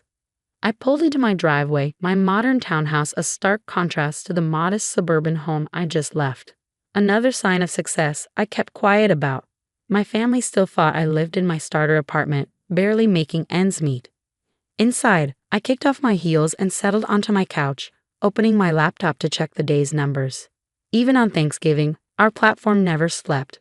The dashboard showed over $500,000 in transactions processed just today, a slow day given the holiday. 5 years ago, this had all been a dream. I was working 60-hour weeks at a prestigious financial firm, doing exactly what my parents wanted and feeling completely unfulfilled. The idea for my platform came from watching small business owners struggle with online sales. They needed something simpler, more intuitive, more integrated than what was available. I started building it nights and weekends, learning to code through online courses, piecing together the foundation of what would become Walker Commerce. When I quit my job to pursue it full-time, my family thought I was having a mental breakdown. She's throwing away everything she's worked for. I overheard my mother telling her friends. And for what? Some website. Those early days were brutal. Living on savings, working from my tiny apartment, dealing with endless technical challenges and skeptical potential clients. But slowly, steadily, it started to work. Small businesses signed up. The platform grew. Revenue started trickling in. I hired Maya first, my old college roommate who'd been quietly cheering me on from the beginning. She left her corporate job to join me, believing in my vision when even I had doubts. Together, we refined the platform, expanded our services, and started building a real company. My phone buzzed again. An email from our lead developer about a new feature launch. I responded quickly, then noticed another message from our PR team about the upcoming Forbes piece. They wanted to schedule a photo shoot next week. A photo shoot for Forbes magazine. Sometimes it still felt surreal. The next morning, I was in our office early as usual. The space was modern and open, with exposed brick walls and huge windows. A far cry from the corporate cubicles my family thought represented success. Our team would be in later, but I liked these quiet moments to focus on strategy. "You're here early," Maya said, walking in with 2 cups of coffee. She handed me one, settling into the chair across from my desk. Still recovering from family fun. I took a grateful sip, just the usual drama. Dad asked if I was still doing that internet thing. Maya rolled her eyes. As opposed to what he's doing, running the same insurance agency his father started 50 years ago. "Hey," I protested weakly, "that's a real business." "Right," she laughed, "because helping thousands of small businesses succeed isn't real enough." She had a point. Our platform had processed over $100 million in transactions last month alone. We'd helped countless small businesses survive and thrive during the pandemic by giving them easy access to online sales. Our latest valuation put us at just over $500 million. But try explaining that to people who thought success meant wearing a suit and sitting in meetings all day. "The Forbes piece comes out in 3 weeks, Maya reminded me. "Have you decided how you're going to tell them?" I sighed, leaning back in my chair. "I was thinking of just letting them find out when it publishes. Is that petty? After 5 years of them dismissing everything you've built?" "No, it's not petty. It's karma." Our conversation was interrupted by the arrival of our development team, eager to show us the latest platform updates. Soon the office was buzzing with activity. Designers collaborating on user interface improvements, customer service reps helping clients optimize their stores, marketing team members planning our next campaign. This was my real world, a thriving company built from nothing but an idea and relentless determination. Every person here believed in what we were doing, understood the vision I had from the beginning. Unlike my family, they didn't need to see my name in Forbes to know we were building something extraordinary. Later that afternoon, I had a video call with our newest board member, a veteran tech entrepreneur who'd invested in our latest funding round. "The numbers look fantastic," he said, reviewing our monthly report. "You've built something remarkable here, Olivia. Not many founders can scale this fast while maintaining such strong fundamentals." I smiled, remembering my father's dismissive comments about my little hobby. "Thank you," I said. "We're just getting started." Indeed, the Forbes piece should help with visibility. Have you thought about how this might change things? I had thought about it, probably more than I should have. The article wouldn't just announce our inclusion in the 30 under 30 list. It would detail our growth, our valuation, our impact on the e-commerce landscape. It would make public everything I kept quiet about for years. "I'm prepared for the attention," I assured him. "We've got a solid PR strategy in place." What I didn't say was that I was more concerned about my family's reaction than any public scrutiny. How would they handle learning that their failing daughter had built a $500 million company right under their noses? That evening, as I worked late in my office, my mother called. I almost let it go to voicemail, but guilt won out. "Hi, Mom." "Olivia, honey, I've been thinking about what we discussed yesterday," she began, her voice taking on that careful tone she used when she thought she was being helpful. "Jessica's firm really would be perfect for you. They even offer great benefits."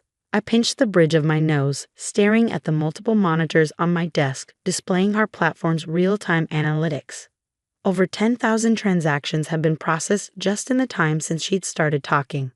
"Mom, I appreciate the thought, but I'm not looking for a job. My business is doing well. But is it stable? Do you have health insurance? A retirement plan? These are important things, Olivia. I thought about our comprehensive benefits package, the equity all our employees received, the 401 matching we'd implemented last year. But explaining any of that would just lead to more questions I wasn't ready to answer. I'm fine, Mom. Really? She sighed, that heavy, disappointed sound I'd grown so used to. I just don't understand why you won't consider other options. Your brother. I have to go, I interrupted. I have a call with our West Coast team. After hanging up, I sat in silence for a moment, looking around my office. The wall opposite my desk displayed our company values in bold letters: innovation, integrity, impact. Below them hung framed articles from various tech publications praising our platform's innovations. None of them meant anything to my family. They weren't from the Wall Street Journal or Financial Times, so they didn't count. Maya stuck her head in, waving a tablet. Final approval needed on the Forbes photo shoot location. They want to do it here in the office. Thoughts? I nodded. Makes sense. Just make sure they get shots of the team, not just me. This isn't a one-woman show. Speaking of the team, she said, settling into a chair, morale is through the roof since we announced the new equity distribution. People are excited about the growth. Our latest funding round had allowed us to increase everyone's equity stakes, something I was particularly proud of. Everyone who helped build this company deserved to share in its success. That's good, I said, then hesitated. Maya, am I being childish about my family? Should I just tell them everything? She considered this for a moment. Remember when you first started and they told you it was just a phase? That you'd come crawling back to your real job within 6 months? I nodded. And remember when you landed your first major client and they said it was just luck? That you couldn't build a sustainable business on the internet? Yes. And remember last Thanksgiving, when your brother literally patted you on the head and said maybe you could help him build a website for his dog's Instagram? I couldn't help but laugh at that memory. Okay, I get your point. They've had 5 years to take an interest in what you're building, to ask real questions, to understand why you believed in this so much. They chose not to. Let them find out with everyone else. She was right, of course. My family's dismissal of my work wasn't just about lack of understanding, it was about lack of respect.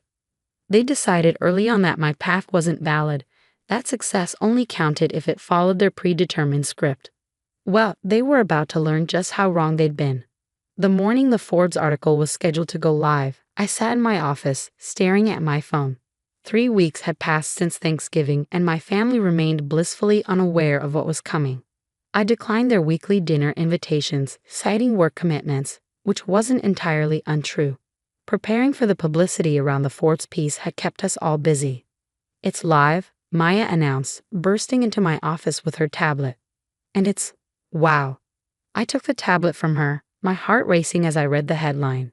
The Future of E-Commerce. How Olivia Walker Built a $500 million empire from Her Apartment. The article was everything our PR team had hoped for and more. It detailed our company's explosive growth, our innovative approach to helping small businesses, and the impact we'd had on the e-commerce landscape. There were photos of our office, our team, and yes, me, described as the visionary founder revolutionizing online retail. Your phone's about to blow up, Maya warned just as it started buzzing with notifications. LinkedIn messages, Twitter mentions, email alerts, text messages from friends and former colleagues. But nothing yet from my family. They didn't exactly follow tech news. That changed about an hour later. Olivia, my mother's voice was shrill through the phone. Why is Jessica calling me asking about you being in Forbes magazine? I took a deep breath. Because I am in Forbes magazine, Mom. The article just came out this morning. But how? Why? What's this about a $500 million company? That would be my little hobby, I said, unable to keep the edge out of my voice. The one you and Dad have been telling me to quit for the past 5 years. Silence on the other end. Then, we're coming over. To your office. Right now. Mom, I have meetings. Cancel them, she interrupted. Your father and I, we need to see this for ourselves. I looked at my calendar, back-to-back calls with investors and partners interested in the Forbes coverage. I can't just cancel everything. I'm running a company, remember. Please, Olivia, her voice softened. We need to understand. I sighed, signaling to Maya through the glass wall of my office. She nodded, already understanding what I needed. Fine. Come at 2. I'll have my assistant send you the address. Assistant, my mother squeaked, but I'd already hung up. Maya stuck her head in. Family drama incoming. They're coming here at 2. Can you? Already rescheduling your afternoon, she finished. Want me to warn the team? I nodded. Our employees knew bits and pieces about my family situation. It was hard to hide when we all worked so closely together. Just let them know we'll have visitors. The next few hours were a blur of calls and emails, responding to the wave of interest generated by the Ford's piece. Our PR team was fielding media requests, our sales team was swamped with inquiries, and our servers were handling record traffic from people checking out the platform. At exactly 2 p.m., the elevator doors opened and my parents stepped into our office. Their expressions as they took in the space, the modern decor, the bustling workforce, the wall of press mentions, were almost comical. Ms. Walker, our receptionist called out, "Your parents are here." Heads turned throughout the office. I could feel my team watching, curious about the family they'd heard so much about. I stepped out of my office to greet them. Mom, Dad, welcome to Walker Commerce. My mother was clutching her purse like a lifeline, her eyes darting around the space. My father stood rigid, his face unreadable. This is all yours, he asked. Yes, I said simply. Would you like a tour? I led them through the office, explaining each department's function, introducing key team members. Maya joined us partway through, adding context about our growth and achievements. So when you said you had employees, my mother trailed off, watching our development team collaborate on a new feature. We have 78 full-time employees now, I supplied, plus contractors and part-time staff. 78? My father's voice cracked slightly. We ended up in my office, where I gestured for them to sit.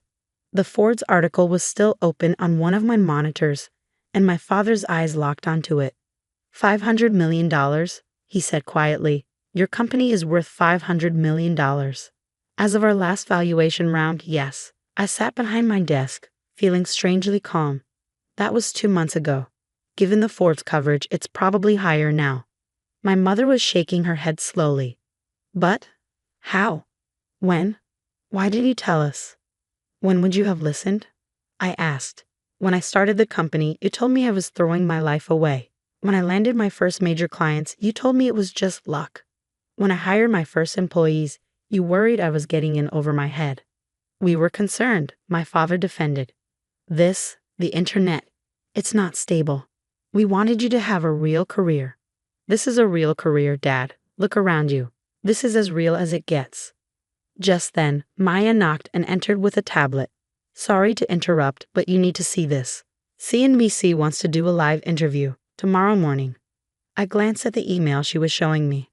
Book it and get PR to prep a briefing.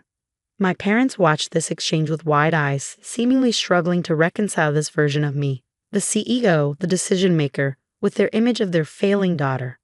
All this time, my mother said softly, when we thought you were struggling, you were building this. Yes, Mom. All those family dinners where you pushed job listings at me. I was already employing dozens of people. All those times you worried about my stability. I was raising millions in venture capital. All those moments you compared me to David. I was building something bigger than his entire firm. My father flinched at that. Olivia, you didn't believe in me, I finished. You didn't even try to understand what I was doing.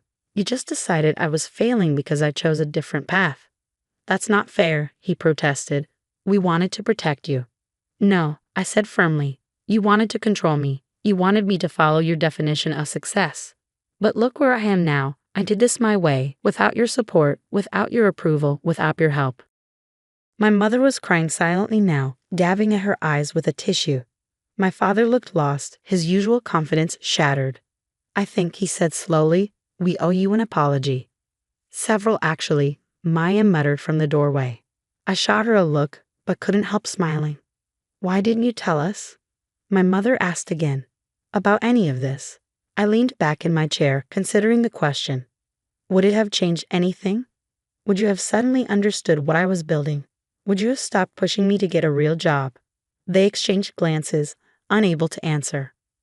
That's what I thought, I said. I stopped telling you about my successes because you'd already decided I was failing. Nothing I said would have changed your minds until something like this. I gestured to the Forbes article, forced you to see the truth. Just then, my phone buzzed with another notification. I have a call with Singapore in 5 minutes, I said, standing. Maya can show you out. Singapore. My father repeated weakly. We're expanding into Asian markets, I explained. The call's with our new regional partners. My mother stood, clutching her purse. Olivia, please, can we have dinner tonight? As a family? We need to talk about all this. I looked at them, really looked at them. My father, who'd spent years telling me I was wasting my potential. My mother, who'd worried I was throwing my life away. They looked smaller somehow, their certainty about the world and their place in it shaken. I can't tonight, I said. We're having a company celebration for the Forbes piece. But maybe this weekend. They nodded, accepting this small concession. As they turned to leave, my father paused at the door. We were wrong, he said quietly. About everything. I hope you can forgive us. After they left, Maya returned to my office. Well, that was intense. I laughed, but it came out shaky. 5 years of dismissal and doubt, ended by one magazine article. Not just any article, she corrected. A Forbes profile about the $500 million company their failing daughter built while they weren't paying attention. That evening, at the company celebration, I looked around at my real family, the team that had believed in me, worked with me, helped build this dream into reality. We'd done this together, proving that success doesn't always look like what others expect it to. My phone buzzed with a text from David. Just saw the Forbes piece. Holy shit, sis. Why didn't you say anything? I smiled, typing back. You mean about my little internet hobby? The next few weeks were a whirlwind of media appearances, speaking engagements, and endless congratulatory messages. My parents attended every interview they could find, sitting in the audience with expressions somewhere between pride and embarrassment. At the first family dinner after the Forbes reveal, the dynamic was completely different. Gone were the job suggestions and worried looks. Instead, they asked real questions about the business, actually listening to my answers. I still can't believe it, my mother said, passing the salad. All this time when you thought I was failing. I finished. Maybe that's the lesson here. Success doesn't always look the way you expect it to. David, who'd flown in specially for the dinner, shook his head. I feel like such an idiot. All those times I made fun of your website. You were an idiot, I agreed cheerfully. But at least you admit it now. My father cleared his throat. Olivia, I've been thinking. The agency, maybe it's time we looked at modernizing our systems. If you think your platform could help. I smiled, remembering all the times he dismissed online business as a fad. I'll have my team reach out to you next week. We have a great solution for insurance agencies. The irony wasn't lost on any of us. The daughter they thought was failing was now in a position to help modernize the family business. Later that night, as I drove home, I thought about how success is often quietest just before it becomes undeniable.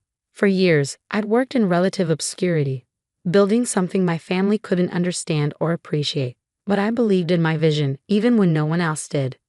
My phone buzzed with a message from Maya. CNBC tomorrow morning. Ready to shock more people who underestimated you?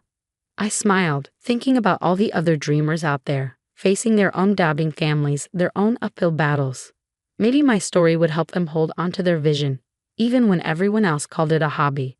Because sometimes the biggest success stories start with someone saying, "You'll never make it," and one person deciding to prove them wrong. Hi, I'm Emily Parker, and this is the story of how my perfect sister's dream wedding turned into a nightmare. Not because I wanted revenge, but because sometimes the truth refuses to stay buried. I was adopted by the Parkers when I was 6 months old. My parents, especially my dad, James Parker, always made sure I never felt different from my biological sister, Kate, who was born 2 years after they adopted me. At least that's what I thought for 28 years. Dad's company, Parker Innovation Labs, was his pride and joy, a small research and development firm that created custom solutions for manufacturing companies. I grew up watching him pour his heart into it, spending late nights in his home office reviewing projects and proposals. While Kate excelled in dance recitals and beauty pageants, I inherited Dad's passion for innovation. I spent my summers interning at the company, learning every aspect of the business. After getting my engineering degree, I joined full-time as a project manager. That was 8 years ago. Since then, I'd worked my way up to Chief Innovation Officer, helping transform our small family business into an industry leader worth over $100 million. Kate, meanwhile, had become a successful social media influencer, posting about luxury lifestyle and relationship advice. The problem started when Kate got engaged to Thomas Bradford IEI, heir to Bradford Technologies, one of our biggest competitors. This merger of families will be perfect for business, Mom gushed during Kate's engagement party at our family estate. The champagne was flowing, and everyone who was anyone in the tech industry had been invited. I should have seen the signs earlier, the whispered conversations that stopped when I entered rooms, the strange looks from board members, the way Dad had been avoiding one-on-one meetings with me for weeks. Kate clanked her crystal champagne flute, gathering everyone's attention. She stood on the mansion's grand staircase, her designer dress sparkling under the chandelier lights. Thomas stood beside her, looking every bit the proud future CEO he was being groomed to be. "Thank you all for coming to celebrate our engagement," Kate beamed. "But there's something else we need to address tonight." My stomach dropped as her eyes found me in the crowd. "Emily, dear sister," her voice dripped with false concern. "We need to talk about the money." The room fell silent. I clutched my glass tighter. "What money?" "The $2 million that's missing from the company accounts." She paused for dramatic effect. "The money you've been embezzling for the past year."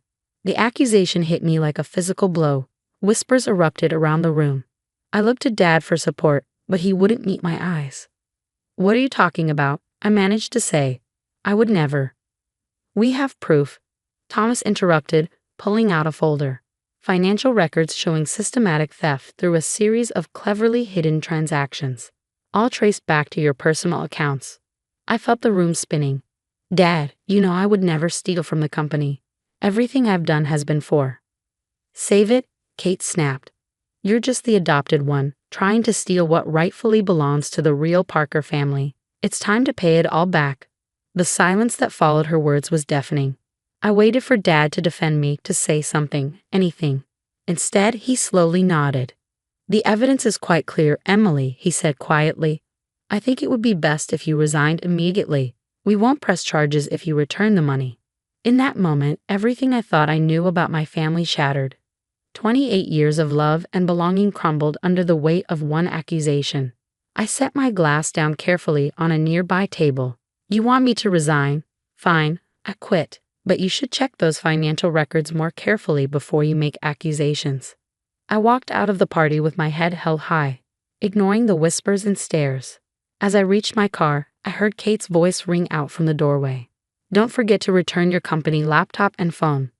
We wouldn't want you deleting any evidence." I smiled despite the tears threatening to fall.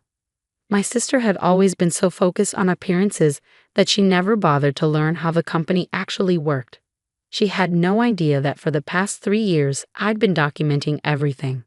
That night, as I sat in my home office, I began implementing the contingency plan I created but hoped never to use. Years of watching other family businesses implode had taught me to always be prepared for betrayal. I pulled out my personal laptop and accessed a secure server that Kate and Thomas didn't know existed. Every email, every transaction, every piece of evidence showing who had really been stealing from the company. It was all there, waiting to be revealed. Kate's wedding was in a week. She planned an extravagant ceremony at the city's most exclusive venue, with over 500 guests, including every major player in the tech industry. She'd spent months ensuring it would be the social event of the year. Little did she know, I had my own plans for her special day. Sometimes the best revenge isn't about destroying someone's future. It's about revealing the truth about their past. As I prepared for bed that night, my phone buzzed with a text from Kate. "Don't even think about coming to the wedding. Security has your photo." I replied with a simple smiley face emoji. She had no idea that I didn't need an invitation to crash her perfect day. After all, I designed the venue's security system myself.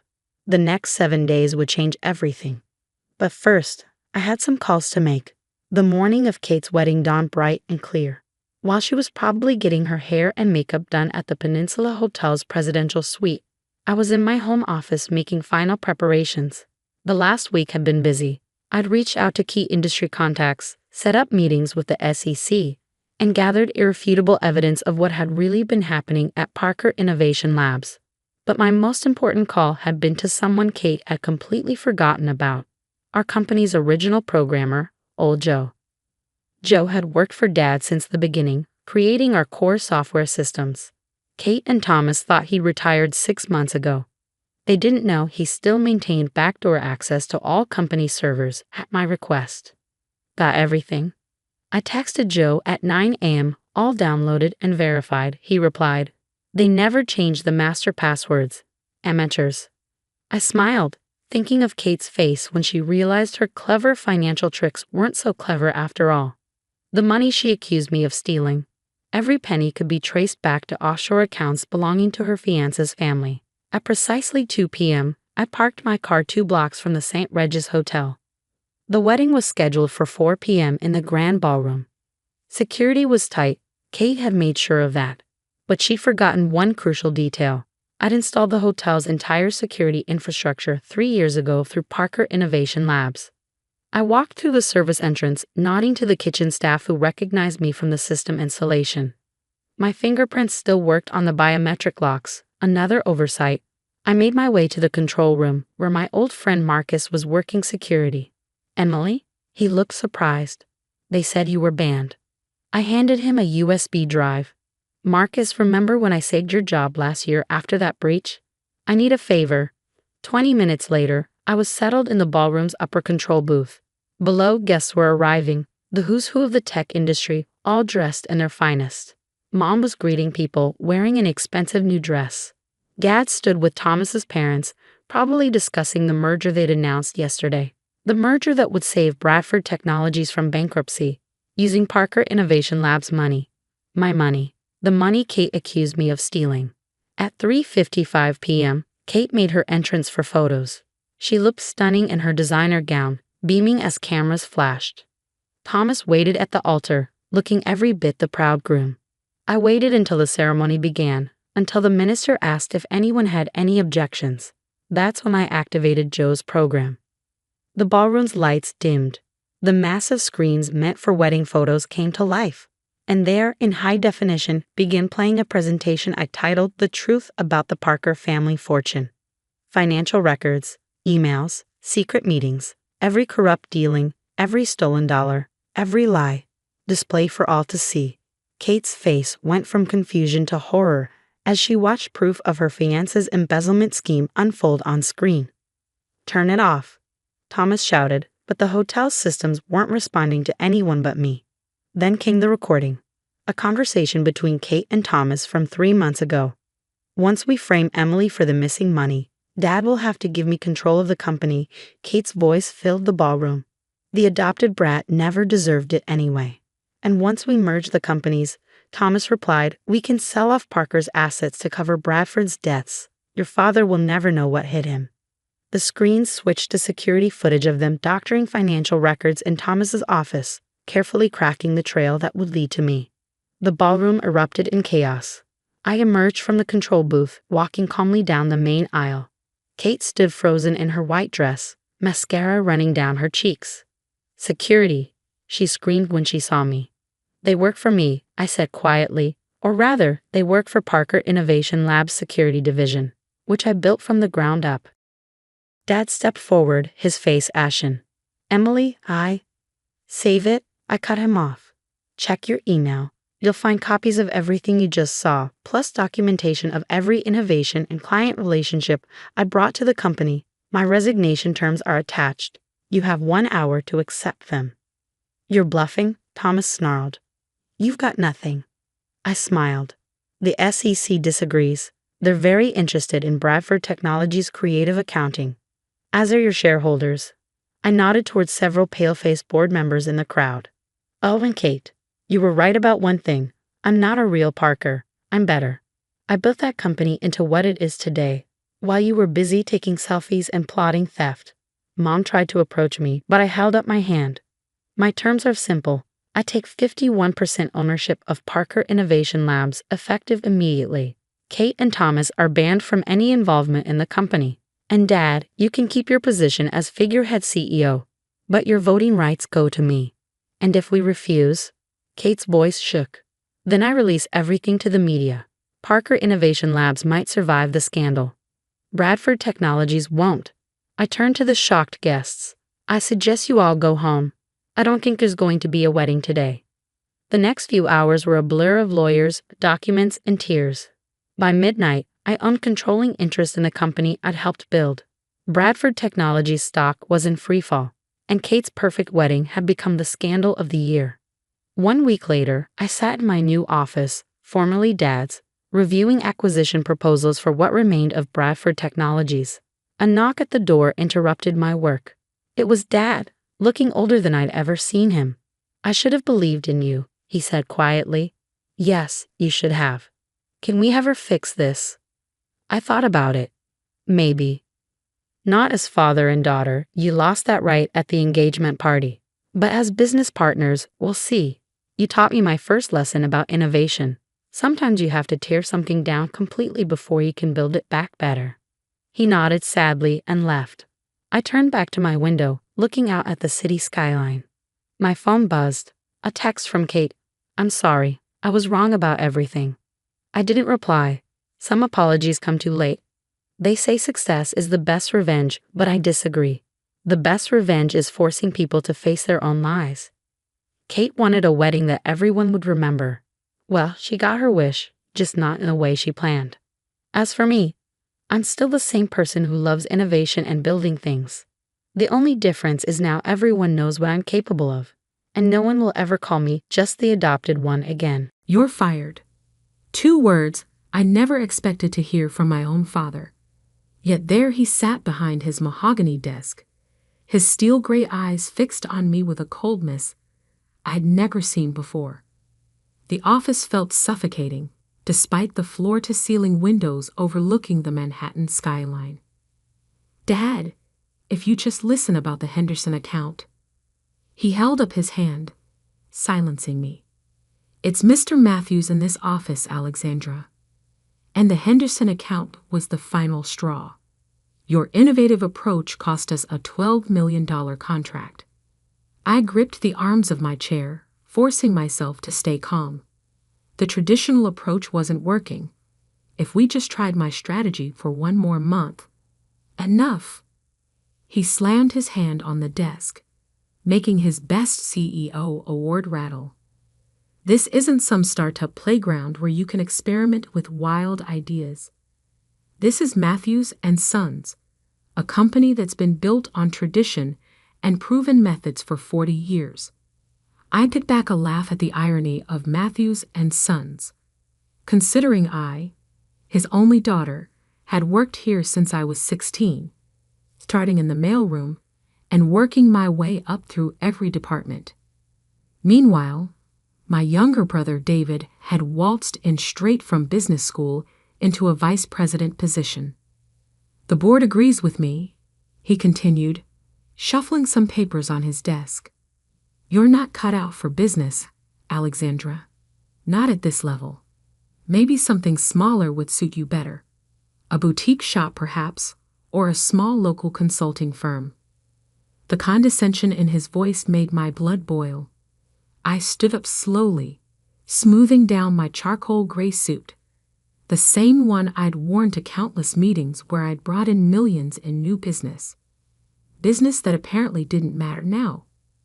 You're making a mistake, I said quietly. He didn't even look up. Your severance package will be handled by HR. Please clear out your office by the end of the day. I turned to leave, then paused at the door. Dad? He glanced up, irritation flashing across his face. Remember this moment. The walk to my office felt like a funeral march. Employees quickly looked away as I passed, news of my firing already spreading through the corporate grapevine. Only Janet, my assistant for the past 5 years, met my eyes. I heard, she said, following me into my office. It's not right, Alex. Everyone knows the Henderson account was lost because David promised them impossible delivery dates. I started packing my belongings into a cardboard box. Doesn't matter now. David's a Matthew's son, and I'm just the daughter who doesn't understand traditional business. Janet watched me take down my framed Harvard MBA and various awards. What will you do? I carefully wrapped the photo of my mother. She passed away when I was 12, but I still remembered her last words to me. Don't let them dim your light, sweetheart. Shine anyway. I'm going to build something, I said, surprising myself with how calm I felt. Something bigger than Matthews and Sons could ever be. Janet's eyes lit up. Need an executive assistant? I smiled, really looked at her for the first time that day.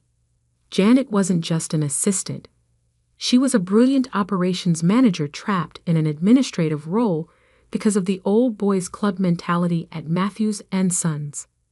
How about chief operations officer instead? Her eyes widened. You're serious? Dead serious. I handed her my personal card, the one without the Matthews and Sons logo. Call me tomorrow if you're interested. And Janet, don't tell anyone about this conversation. The elevator ride down to the lobby was surreal. 15 years of my life, reduced to one cardboard box. I'd given everything to this company, sacrificed relationships, worked weekends and holidays, brought in major accounts that had doubled our revenue. And none of it mattered, because I wasn't a son. As I pushed through the revolving doors onto Fifth Avenue, my phone buzzed. A text from David. Tough break, sis. But don't worry, I'll take good care of your clients. Maybe retail is more your speed. I didn't respond. Instead, I hailed a cab and gave the driver an address in Brooklyn. Time to visit the one person who had always believed in me. 20 minutes later, I climbed the stairs to a modest brownstone and knocked on the familiar red door. It opened to reveal an elegant woman in her 70s, her silver hair perfectly coiffed despite the late hour. Alexandra? My grandmother's eyes narrowed as she took in my appearance and the box in my arms. He didn't. He did. She ushered me inside, straight through to her cozy kitchen where a pot of tea was already brewing. Some things never changed. Grandma Rose always seemed to know when she was needed. Tell me everything, she said, setting out her best china teacups. So I did. I told her about the Henderson account, about David's impossible promises, about Dad's coldness, and the board's decision. She listened without interrupting, her bright blue eyes, so different from my father's gray ones, taking in every detail. When I finished, she got up and walked to her study. I heard her opening drawers, shuffling papers. She returned with a thick manila envelope. I've been waiting for this day, she said, sliding the envelope across the table. Your mother knew it would come too. She made me promise to give you this when it did. My hands trembled as I opened the envelope. Inside was another envelope, sealed with wax, and a folder filled with documents. My eyes widened as I read through them. Grandma, this is your mother's inheritance, she finished. The one your father knows nothing about. Her family's shipping company holdings, real estate investments, everything she built before she married him. All in a trust, waiting for you. I stared at the numbers. Millions. Not as much as Matthews and Sons was worth, but more than enough to start something new. Why didn't you tell me before? Grandma Rose took a sip of her tea. Because your mother knew you needed to try it his way first, to give him a chance to see your worth. She set down her cup with a decisive clink. He failed that test rather spectacularly, wouldn't you say? I looked at the documents again, plans already forming in my mind. The Henderson account. They were looking for exactly what I proposed. Innovation, modernization, a fresh approach. Then perhaps, Grandma Rose smiled. It's time to show them what Alexandra Matthews can really do.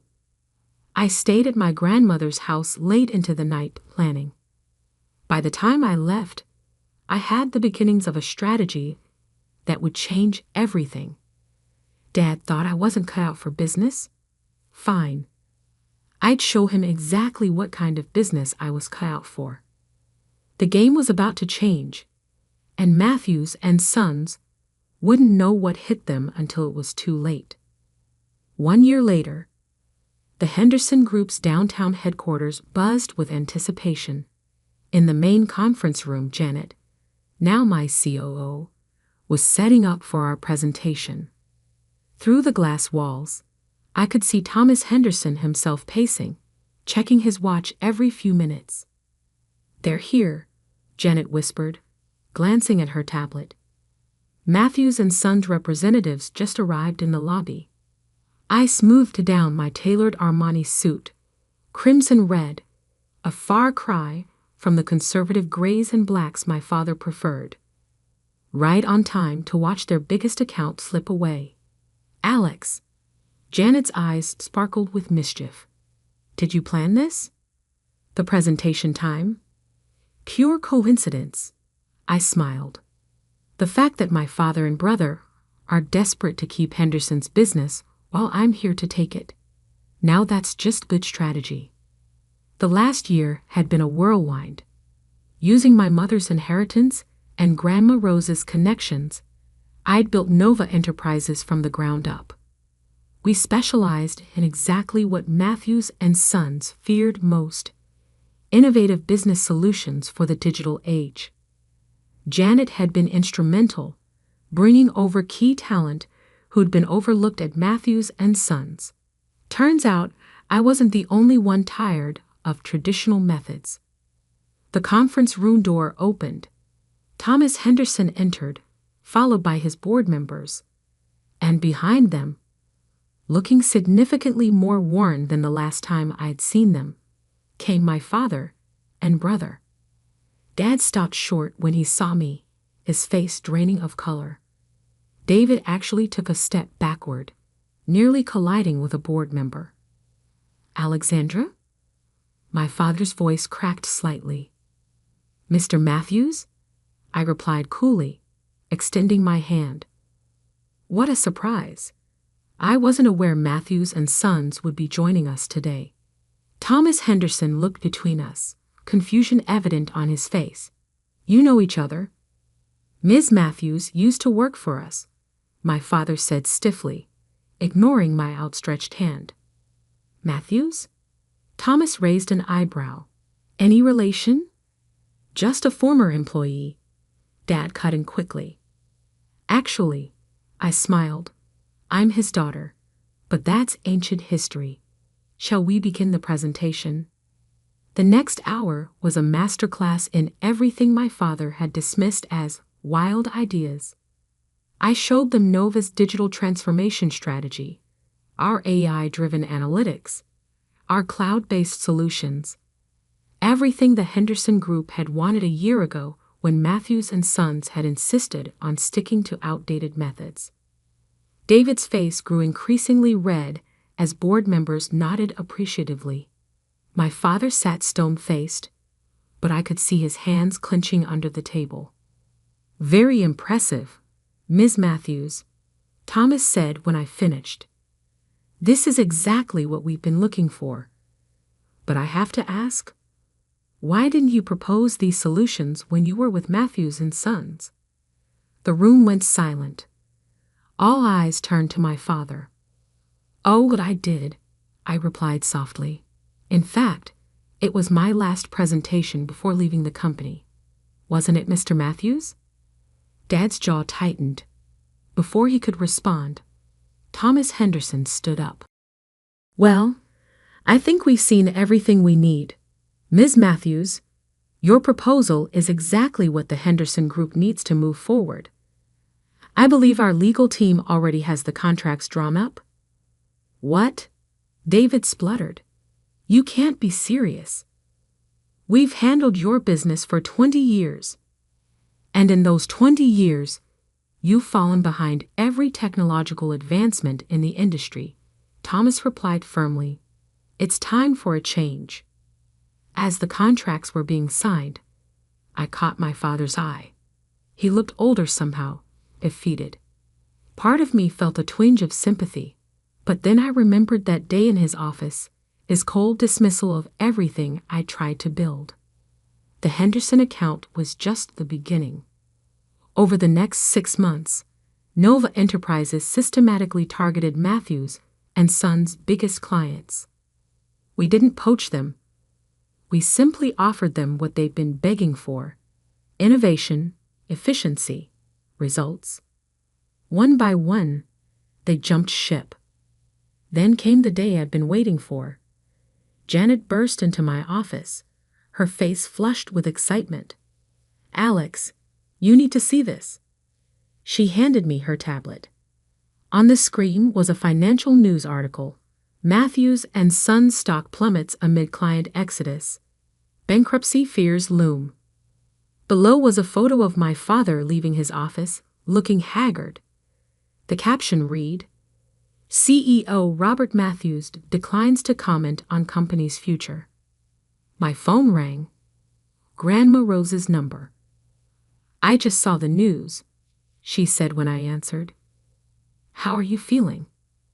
I looked out my office window at the Manhattan skyline. From here, I could see the Matthews and Sons building, no longer the towering symbol of success it once was. "I didn't do this for revenge," I said quietly. "I know, darling. You did it because it needed to be done. Because sometimes the only way to fix a broken system is to build something better. They're going to lose everything, aren't they? Unless someone steps in to save them." There was a knowing tone in her voice. Someone who understands both innovation and tradition. Before I could respond, Janet appeared in my doorway again, her face serious. "Alex, your father is here. He's asking to see you." I took a deep breath. "Send him in." "Alexandra," Grandma Rose said quickly, "remember what your mother always said. Don't let them dim your light." I finished. "I remember." "No, dear. The other thing," she said, "sometimes the strongest bridges are built over the deepest divides." I hung up and straightened my shoulders as Janet showed my father in. He looked nothing like the imposing figure who'd fired me a year ago. His suit was wrinkled, his tie slightly askew. "Alexandra," he said softly, "we need to talk." I gestured to the chair across from my desk, the same position I'd been in that day in his office. How the tables had turned. "Yes," I replied, "I believe we do." My father sat across from me, looking smaller than I'd ever seen him. The mighty Robert Matthews, reduced to asking his incompetent daughter for help. The irony wasn't lost on either of us. "The board is meeting tomorrow," he began, his voice rough. "They're voting on whether to file for bankruptcy or seek immediate merger." He paused, swallowing hard. David's already resigned. Took a position with Goldman Sachs this morning." Of course he had. David had always been good at abandoning ship when things got tough. "And you're here because—" I kept my voice neutral, professional. "Because you won." He looked up, meeting my eyes. "You did exactly what I said you couldn't do. Built something remarkable. Modern. Successful." His hands trembled slightly. "While I watched 40 years of work crumble because I was too proud, too stubborn to change." I leaned back in my chair, studying him. "Did you ever wonder why I stayed at Matthews and Sons for 15 years? Working my way up from the mailroom when you could have given me a top position like you did David." He shook his head. "Because I loved that company. Not for its name, not for its prestige, but for what it could be. Every innovation I suggested, Every change I tried to implement, it wasn't to destroy tradition. It was to help Matthews and Sons evolve. And I shut you down at every turn, he admitted quietly. Yes, you did. I stood up and walked to the window, looking out at the city. Do you know what really hurt, Dad? Not the firing. Not even choosing David over me. It was that you never once asked why I thought we needed to change. Tell me now. I turned back to face him. Because business isn't about maintaining what worked yesterday. It's about building what will work tomorrow. Mom understood that. It's why her family's shipping company survived when all their competitors went under. His head snapped up. Your mother's company. But that was sold after she died. No, Dad, it wasn't. I pulled out the documents Grandma Rose had given me that night, sliding them across the desk. Mom left it in trust for me. She knew someday I'd need it, either to save Matthews and Sons or to build something new. He stared at the papers, realization dawning on his face. All this time, she knew. She saw and knew what I couldn't. What you wouldn't, I corrected gently. He nodded, accepting the truth of it. So this is it then. You'll watch Matthews and Sons dissolve, knowing you were right all along. I pressed the intercom. Janet, bring in the proposal, please.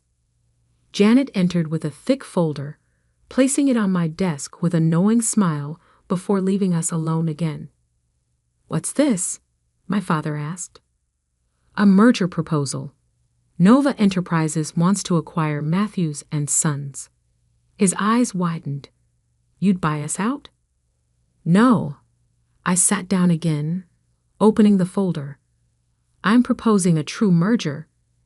Nova's innovation and digital expertise combined with Matthews and Sons' 40 years of industry relationships and experience. Not destroying tradition, but evolving it. You'd save the company? After everything? You once told me I wasn't cut out for business, I said, pushing the proposal toward him. But what you never understood is that real business isn't about crushing competitors or maintaining power. It's about building something lasting, something meaningful. He picked up the proposal with shaking hands. And the name. Matthews Nova, I replied, honoring the past while embracing the future. And my role? You'd stay on as Chairman Emeritus, focusing on client relationships, what you've always done best. I'd be CEO, leading the company's strategic direction. I paused. As equals this time, father and daughter, finally working together instead of against each other. He was quiet for a long moment, reading through the proposal. Finally, he looked up, and I saw something I'd never seen before in his eyes. Respect. Your mother would be so proud of you, he said softly. She'd be proud of us both, if we can make this work. He stood up, straightening his tie, a glimpse of the Robert Matthews of old. The board meets at 9 tomorrow morning. Join me. I'll be there. After he left, I called Grandma Rose. Well, she asked, how did it go? We're merging the companies. Matthews Nova, bringing the best of both worlds together. She chuckled. Your mother always said the strongest bridges are built over the deepest divides. You've built quite a bridge, Alexandra. The next morning, I stood beside my father in the Matthews and Sons boardroom, the same room where I'd presented countless proposals that had been rejected. The board members watched in stunned silence as we presented the merger plan together. The vote was unanimous. Later that afternoon, I sat in what had once been my father's office, now mine. The Best CEO award still stood on the shelf, but beside it now sat a framed photo of my mother. Janet knocked and entered. The press release is ready. Want to take a look? I smiled, thinking of how far we'd both come. In a minute. First, call the Henderson Group. I want to personally tell them about the merger. Already done, she grinned. Thomas Henderson said, and I quote, "It's about time those Matthews women took charge." I laughed, then turned to look out at the city. Somewhere out there, in an office much like this one, my father was probably doing the same thing, seeing New York not as it was, but as it could be. A year ago, he'd fired me for not understanding business. Now together, we were building something neither of us could have created alone. Sometimes the best revenge isn't revenge at all. Sometimes it's showing them a better way forward.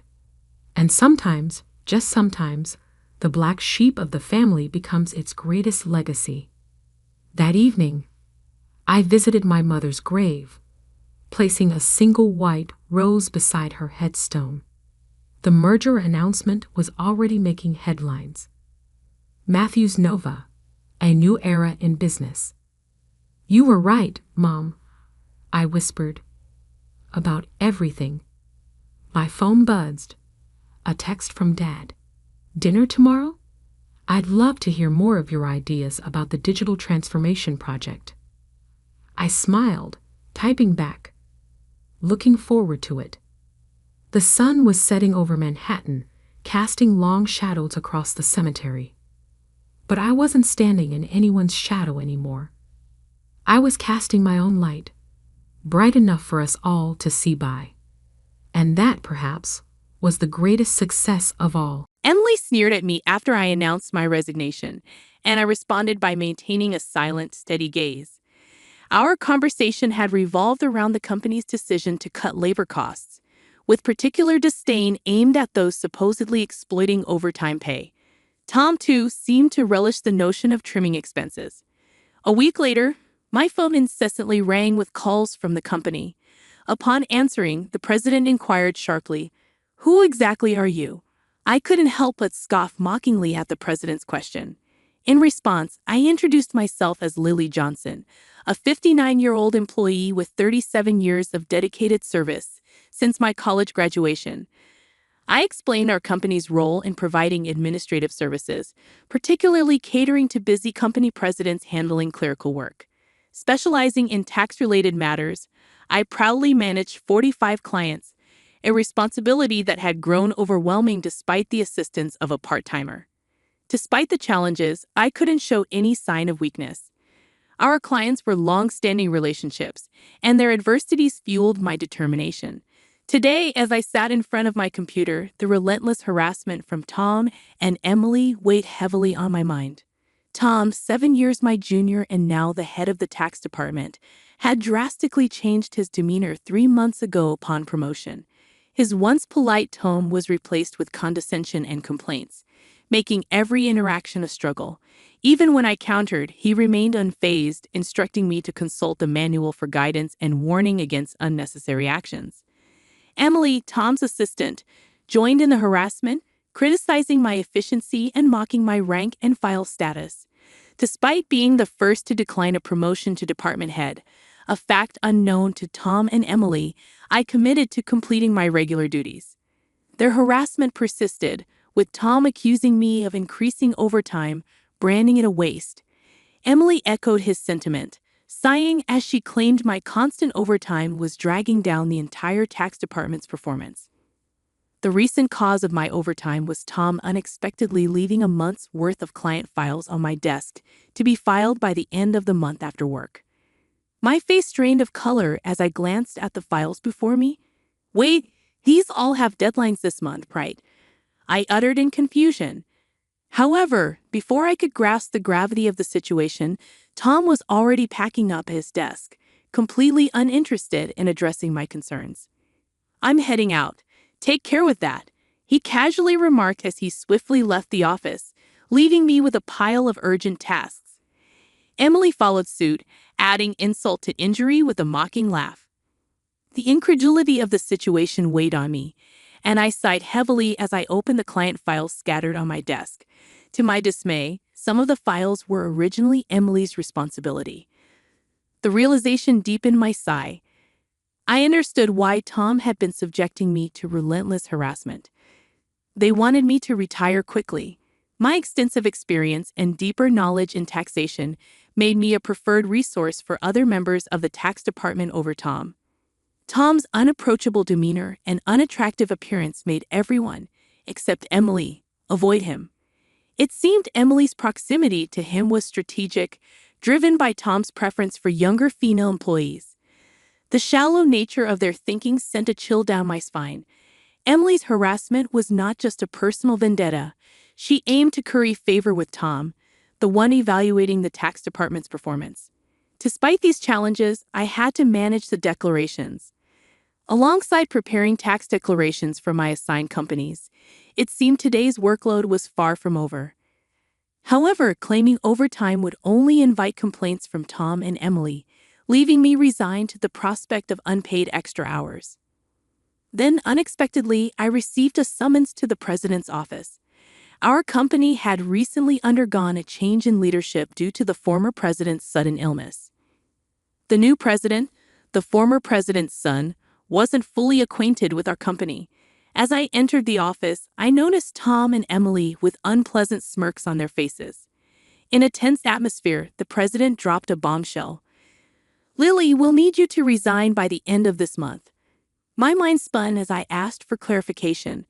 Tom and Emily had apparently accused me of overbilling for overtime, citing that while others had around 15 hours, I had exceeded 80 hours. The president, oblivious to the true circumstances, seemed impressed with Tom and Emily's zero overtime. The reality of the situation hit me. The inflated overtime was a result of doing Tom and Emily's work.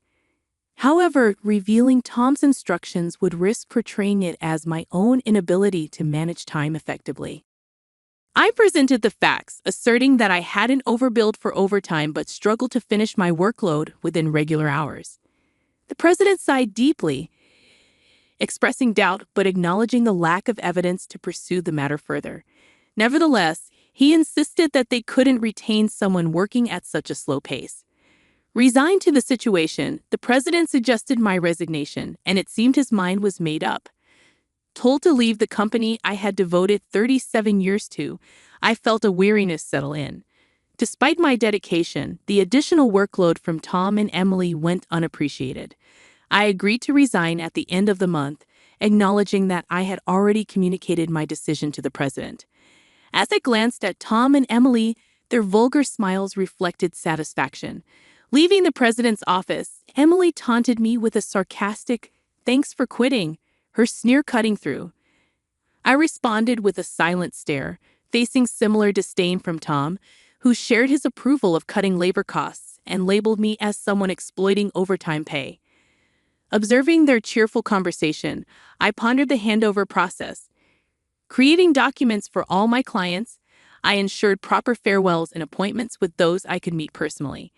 Unable to schedule a meeting with the president, I resorted to letters to inform them of my successor. A week post-resignation, enjoying a moment of relaxation at home, my mobile phone rang. Seeing the company's call, I hesitated, having already completed social insurance procedures. However, persistent calls from both the company and Tom and Emily's personal mobiles led me to answer reluctantly. As I picked up, the president urgently spoke, asking, "Who exactly are you?" I couldn't help but mockingly reply, "Just an unemployed lady who resigned from the company, nothing else." In response, the president urgently explained the chaos since my departure, 49 calls to stop transactions with the company. He pleaded for my immediate return, revealing a sense of panic in his tone. Reluctantly, I rose from my seat and made my way back to the company. Upon my arrival, I found Tom and Emily waiting, their faces notably pallid and dark circles underlining their weary eyes. Surprised by their drastic change in appearance, I inquired about what was happening. Tom glared at me and revealed, "Since you left, we've been bombarded with calls to stop transactions, not just from your clients but also from prospective companies we were planning to introduce." "What did you do?" Emily echoed the suspicion, expressing disillusionment at the thought of me resorting to underhanded tactics. Their haggard appearance suggested the toll handling cancellations. While I had not manipulated the clients, I had a hunch about the reason behind the transaction halts. Considering the inevitability of cancellations, I mumbled my thoughts aloud. Tom, however, accused me outright, insisting I had orchestrated something. He demanded I go to the president's office immediately, forcefully escorting me there. Upon entering the president's office with Tom and Emily, the president greeted me with a direct look in his eyes. Tom declared, "President, I brought her," with an air of authority, while Emily hurriedly followed suit. Ignoring their accusatory tone, the president questioned me about the abrupt halt in transactions after my departure. I took a deep breath and explained, "Our clients don't need us to manage their taxes. There are tax accountant firms that offer cheaper services. They continued with us because of me." Tom snapped back, questioning my self-worth, and Emily taunted me, both challenging my value to the company. Undeterred, I elaborated on my unique approach, offering tailored tax-saving strategies that resonated with our clients. Tom dismissed it as inefficient, arguing that their manual-based operations were more practical. The president sighed deeply, recognizing the fundamental difference in our approaches. In a serious tone, he said, "Actually," signaling a crucial revelation or decision to follow. I received a surprising call from my father, the former president. It turns out that some clients, who had stopped transactions, went directly to Dad to negotiate on my behalf. I hadn't anticipated clients going to such lengths for me.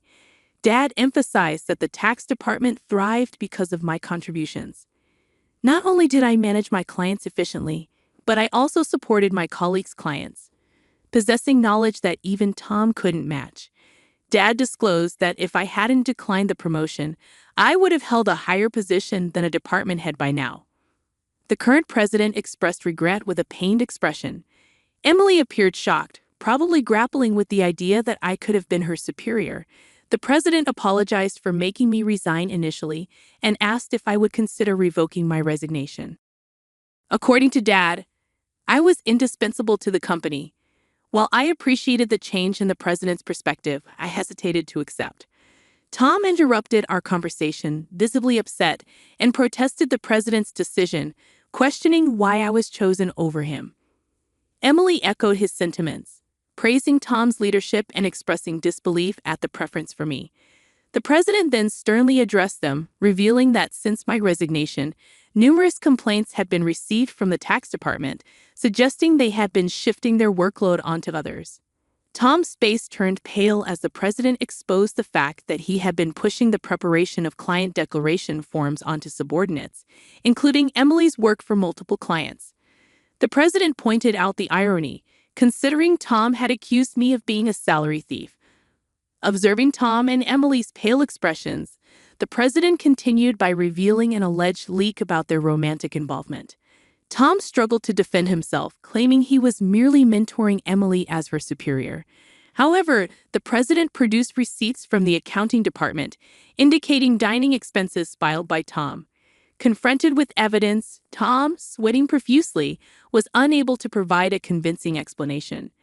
Emily, too, turned ghostly pale as the president accused them of neglecting their duties, inflating expense claims, and violating company policy by having an affair in the office while being married. In a calm and straightforward manner, the president declared the termination of their employment effective immediately. Tom and Emily tried to resist, promising to retract the receipt claims and pleading for their jobs. "I have a family," Tom desperately pleaded, attempting to reverse his termination. Emily echoed his sentiments, tearfully expressing her fear of being fired. She promised to apologize to me and others for burdening them with work, realizing the gravity of the situation involving neglect of duties and an affair with a supervisor. Concerned about her reputation, she implored for a second chance. Sensing their desperation, I offered advice. "Why don't you stop resisting? It's undignified," I suggested. Tom glared at me, retorting, "Shut up. What would a single person like you understand?" I sighed, reminding him, "Tom, you were the one who got me fired. It's just karma. What goes around comes around. Why don't you take some responsibility and reflect a bit?" Frustrated, Tom looked away, while Emily bit her lip in distress. Aware of more details about their misconduct, I turned to the president, asking with a smile if I should share them. Tom and Emily frantically tried to stop me, fearing further exposure. I issued an ultimatum, warning them that wrongdoings would eventually come to light, urging them to face reality before it worsened. At my words, both Tom and Emily collapsed to their knees, and the president decided to fire them on the spot. Later, I revealed more about their misdeeds, including Tom faking business trips to spend days with Emily and their insidious tactics of harassing disliked employees into quitting. Despite my attempts to help those employees, Tom and Emily's strategies were relentless. They repeatedly reprimanded and pressured employees out of my sight, often assigning sudden tasks with tight deadlines. The resigned employees had initially asked me to keep quiet, but since they were now happily working elsewhere, I decided it was time to speak up. The president, furious at my revelations, expressed anger about cutting Tom and Emily's final salary. He planned to thoroughly investigate past inflated expense claims. Tom, with tears in his eyes, begged the president not to cut his salary, fearing the impact on his family. As the truth unraveled, Tom's affair with Emily came to light, leading to Tom's divorce. The two now face claims for compensation in the divorce lawsuit, marking the consequential aftermath of their actions. I became aware of the situation when Tom reached out to me, seeking assistance in persuading the president to reconsider their firing. Emily and Tom found themselves in dire straits. Despite their efforts, they struggled to secure new jobs in the tax industry. The industry's close-knit nature meant that word of their misdeeds spread rapidly, making potential employers hesitant to hire them. Desperate for income to cover divorce compensation and living expenses, they resorted to day labor at construction sites, a stark departure from their previous office roles. Emily would often call me in tears, pleading for help. "Lily, please help. I only wanted a better life, and I never truly liked Tom," she'd cry. However, I couldn't ignore the fact that their predicament was a consequence of their own actions. Many, including myself, had been impacted by their behavior. I reminded Emily that the consequences were a result of her choices. "You can't unring a bell," I told her firmly. Facing hardships was the consequence of her decisions. Emily's despair echoed through her protests. Despite her regrets, the outcome remained unchanged. As for me, I chose to distance myself from the chaos of the corporate world. Despite the president's pleas for my return, I declined. Once told to resign, I had no desire to return. Instead, I found solace in assisting at a friend's tax office, supplementing my income and enjoying a more relaxed lifestyle. In the future, I entertained the idea of starting my own office, where I could serve my clients without the constraints of corporate bureaucracy. In my own space, I could fully dedicate myself to my clients' needs. As a tax accountant, I aspired to be on equal footing with my clients, providing service without superiority. This marked the beginning of a new chapter in my life, one filled with excitement and opportunities to pursue what truly mattered to me. My second life had just begun, and I eagerly anticipated the journey ahead. Hi, I'm Jennifer Chen. Growing up, my parents instilled in me the belief that true wealth comes from humility and smart work. While other kids dreamed of being doctors or lawyers, I was captivated by the stock market. By 12, I was devouring investment books and obsessively tracking market trends, much to my parents' bewilderment. "Sweetie, maybe you should spend more time with your friends," my mom would suggest, eyeing me over stacks of financial reports. "This is fun for me, Mom," I'd reply without looking up. "Did you know Warren Buffett bought his first stock at 11? She'd chuckle, shaking her head. "Just promise me you won't forget to live while you're planning your empire." That promise grew harder to keep as my hobby turned into a passion and eventually expertise. By 16, I was managing a modest portfolio with my savings and allowance. Winning a full scholarship to study finance at Harvard felt like destiny. At Harvard, I met Michael. He was studying business administration, charming, ambitious, and aiming to climb the corporate ladder. We met during finals week, both reaching for the same economics textbook. "Ladies first," he said with a warm smile. I laughed. "Thanks, I'm Jennifer." "Michael, maybe we could study together." What began as a shared study session blossomed into daily coffee dates, then a relationship. Unlike others I'd met, Michael admired my ambition. "You're going to dominate the business world," he'd say, watching me dissect market trends. "Any company would be lucky to have you." What he didn't know was that I wasn't planning to work for anyone else. My scholarship covered everything, so I funneled my earnings into investments. By graduation, my portfolio had grown exponentially. But I kept it quiet. I wanted success on my terms, not as the girl with the trust fund. Michael landed a prestigious job at Sterling Industries, a major tech firm in Boston, while I chose to work independently. When I declined several high-profile offers, Michael was skeptical. "Are you sure?" he asked. "These are dream opportunities." "I have my own plans," I replied with a smile. "Trust me." A year later, we got married in a modest ceremony. Michael's mother, Patricia, was less than thrilled with my career choice. "Investment consulting," she'd sneer. "Is that even a real job?" I smiled, recalling my parents' advice about staying humble. By then, my portfolio was worth over $50 million, strategically diversified and quietly making me one of Sterling's largest individual shareholders. Though no one, not even Michael, knew. Michael thrived at Sterling, rising through the ranks to work under James Wilson, the arrogant VP of operations. Wilson was infamous for his outdated views, especially about women. "The problem with modern marriages," he'd say at company events, "is women forgetting their place." Michael would laugh awkwardly, avoiding confrontation. It irritated me, but I let it slide until the annual executive party. Sterling was unveiling restructuring plans, and as a key shareholder, I had a vested interest in attending. "Are you sure you want to come?" Michael asked. "These events can be dull for non-employees." "I think it's time I took a closer look at your work," I replied, carefully applying my makeup. I chose a classic black dress, pearl earrings, and my grandmother's vintage watch, a talisman in every major decision I'd made. The hotel ballroom buzzed with chatter as we arrived. Crystal chandeliers glittered overhead, and the scent of champagne lingered in the air. Michael led me to James Wilson, who was holding court near the bar. "Jennifer." "Michael," James called, raising his glass. We were just discussing Sterling's exciting new direction. "Cutting R&D for short-term profits?" I asked, feigning innocence. "Doesn't innovation drive sustainable growth?" James's smile faltered. "Ah, the little wife has opinions on business, does she?" Laughter rippled through the group. Michael shifted uncomfortably. "She likes to read the financial news," he said quickly. "Honey, maybe we should grab some drinks." But James wasn't done.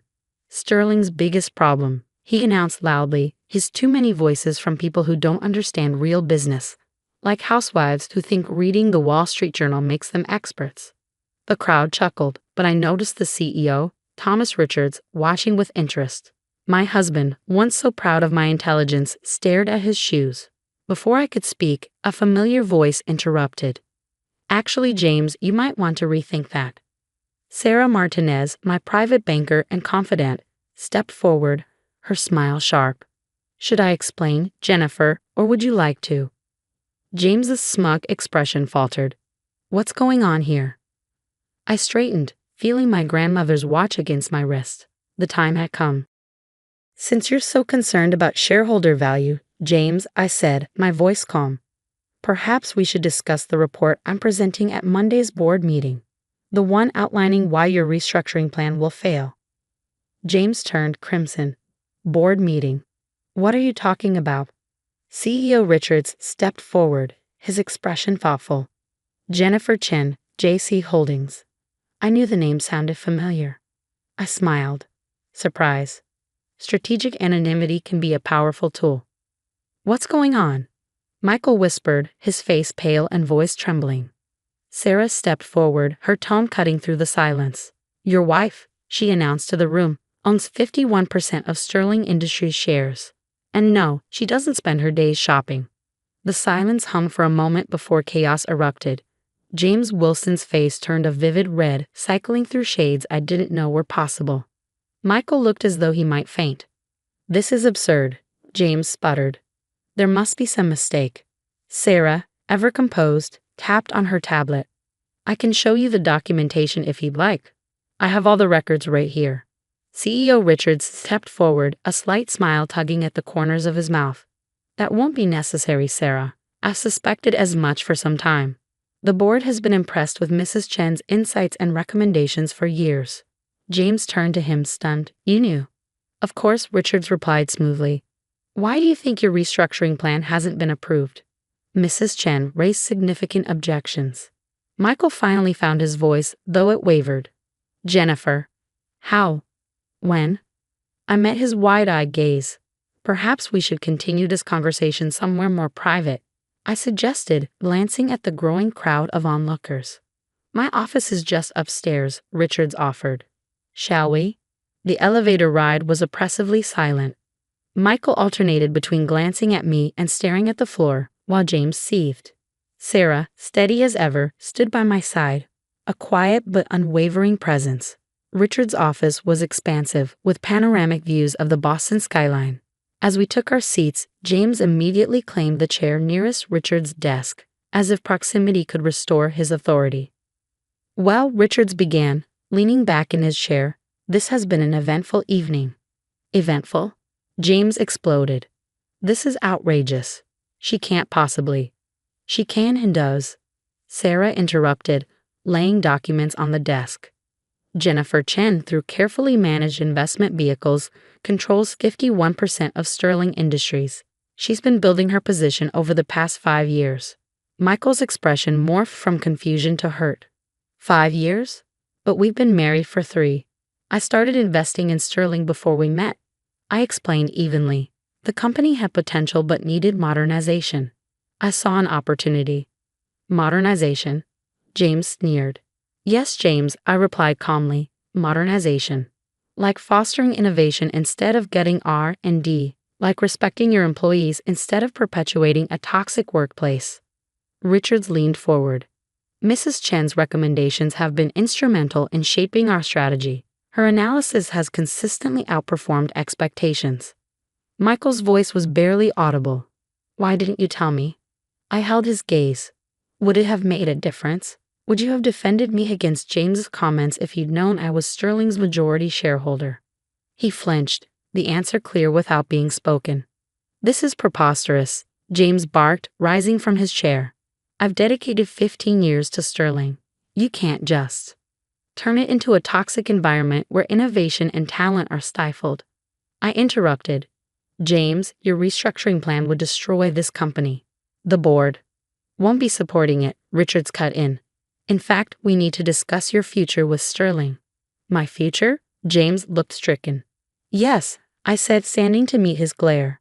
Your leadership is outdated, your strategies are short-sighted, and your conduct unacceptable. Sterling deserves better. You can't fire me, James shouted. You're just a majority shareholder, Sarah interjected coolly. And yes, she can. Michael remained frozen, his expression unreadable. You told me you were consulting, he murmured. You said it was small scale. I never lied, I said softly. I just didn't tell you everything. Would you have respected my decisions if I had? James erupted again, pointing at Michael. She's tearing us apart. Women like her. That's enough, Richard snapped, his tone sharp. James, you'll receive the details of your separation package tomorrow. Please leave. James stormed out, slamming the door behind him. Sarah excused herself, leaving me alone with Michael and Richards. Mrs. Chen, Richards began, will you be taking a more active role in the company? Yes, I replied firmly, starting with a comprehensive review of our culture and leadership. Michael finally spoke, his voice cracking. And what about us? I turned to him, my voice steady. That depends. Are you ready to see me as an equal, or am I still just the little wife you asked to stay quiet at company events? I need time, he stammered, standing abruptly. This is all too much. He left, and I watched his retreating figure. Richards cleared his throat. Family and business rarely mix well. True, I said, exhaling deeply, but principles shouldn't be compromised. The days that followed were a whirlwind. James's firing made headlines, Sterling Industries, a shakeup at the top. The stock price dipped briefly before recovering as my vision for the company became public. Michael stayed with his parents, processing everything. His mother left a string of hostile voicemails, which I deleted without hesitation. My focus remained on transforming Sterling, revitalizing R&D, implementing work-life balance policies, and fostering innovation. A week later, Michael returned. He looked worn, his usual polish replaced by exhaustion. "Can we talk?" he asked hesitantly. I gestured to the chair across from my desk. He sat, then immediately stood again, pacing nervously. "I've been thinking about everything," he began. "About us, about work." "And?" I prompted. "I was wrong," he admitted, his voice low. "I let James and others disrespect you. I should have stood up for you. I was so focused on my career that I forgot what really matters." I watched him for a moment before replying. "Change doesn't come through words, Michael. It comes through actions. Are you ready to show me that you see me as your equal?" He nodded, determination flickering in his eyes. "Yes, I am." I waited silently, giving him space to continue. "But you weren't completely honest either," Michael added after a moment. "You kept such a huge part of your life hidden from me. How are we supposed to have a real marriage with secrets like that?" "You're right," I admitted, keeping my voice calm. "I should have trusted you with the truth. But Michael, ask yourself, why didn't I feel I could?" He sank into the chair, his hands running through his hair. "Because I showed you I couldn't be trusted. Every time I laughed at James's jokes, every time I told you to stay quiet, I proved I cared more about office politics than supporting my wife."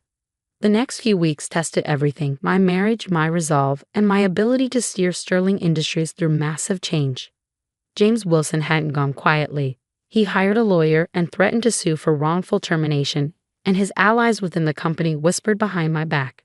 "She's tearing down our traditions," they muttered in the break room. "This is what happens when you let emotions run a business," others sneered. But facts don't lie. Within a month, employee satisfaction soared by 40%, and R&D, finally free from James's stifling grip, filed 12 patent applications. The stock price climbed steadily, proving that my changes were more than just radical. They were necessary. At home, Michael hovered in a strange limbo, sleeping in the guest room and walking on eggshells around me. His mother, Patricia, however, had no such hesitation. She stormed into our house one afternoon, her designer heels clicking like gunfire. "We need to talk," she announced, barely pausing before stepping into the living room. "By all means," I said dryly, closing the door behind her. "This power trip of yours has gone far enough," she declared, folding her arms. "You've made your point. Now step back and let the men handle business." I raised an eyebrow. "The men?" "You've humiliated Michael enough already," she snapped. "His colleagues don't know how to treat him anymore. Do you have any idea what this is doing to his career?" "Humiliating?" I repeated. "Like being laughed at during business functions? Like being dismissed as just a housewife?" "That's different." She waved a manicured hand dismissively. "That's just how business works. Men need to." "Need to what, Patricia?" "Undermine women to prop up their egos. Pretend competence doesn't exist if it comes from the wrong gender." "You tricked him," she burst out. "My son married you thinking you were a normal wife, and no. Now what?" Michael's voice cut through the tension, startling us both. "Michael." Patricia turned to him, her expression softening with relief. "Thank goodness you're here. We need to talk sense into her before she destroys everything." But Michael wasn't looking at her. His eyes were locked on me, filled with something I hadn't seen in weeks: understanding. "Mom," he said evenly, "you need to leave." "What?" "But." "Now," he said firmly. After she left, silence settled between us.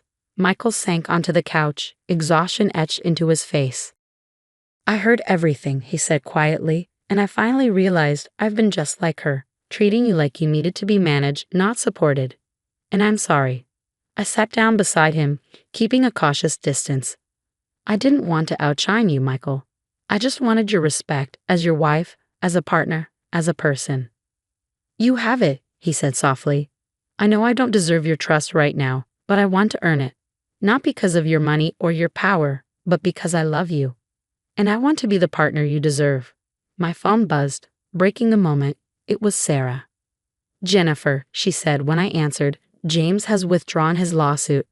Word about Sterling's latest quarterly projections has spread, and they're impressive." Send me the details, I said with a smile. And Sarah, thank you for everything. When I hung up, Michael asked, good news. James is backing down. I confirmed. It seems success really is the best revenge. Michael nodded thoughtfully. What happens now? With Sterling and with us? Sterling will keep evolving, I replied. We're rolling out a new parental leave policy and launching a mentorship program for women in tech next month. And us? He asked, his voice hesitant. I took a deep breath. That depends. Are you ready for a marriage of equals? Really ready? I'd like to try, he said, a small smile tugging at his lips. Starting with moving out of the guest room, if you're okay with that. It's killing my back. I laughed, surprising myself. We'll need couples counseling, and you'll have to stand up to your mother. Done, he said, grinning. Though maybe we should have dinner with her next week. I'd love to see her face when you explain your women's leadership initiative. For the first time in weeks, I felt real hope for our future. My father always said money was the only measure of a man's worth. On the day I left home, he made sure to demonstrate exactly how little he thought I was worth. Here's $100, he sneered, throwing the bills at my feet. That's all a failure like you deserves.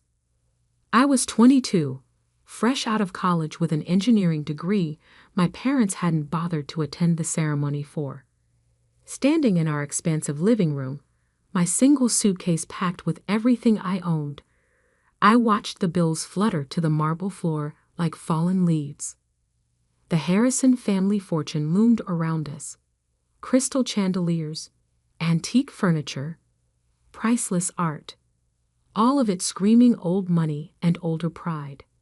For generations, we'd been investment bankers, each son following his father into the prestigious halls of Harrison and Sons Investment Group. Until me. Engineering. My father had spat when I declared my major. Engineers are glorified mechanics. No son of mine will waste his life tinkering with machines. But I saw something they didn't. While they were counting their millions in traditional investments, I recognized that the future belonged to technology. The next great fortunes wouldn't be made in mahogany-paneled investment offices. They'd be built in garages and labs by people who understood how to merge innovation with opportunity.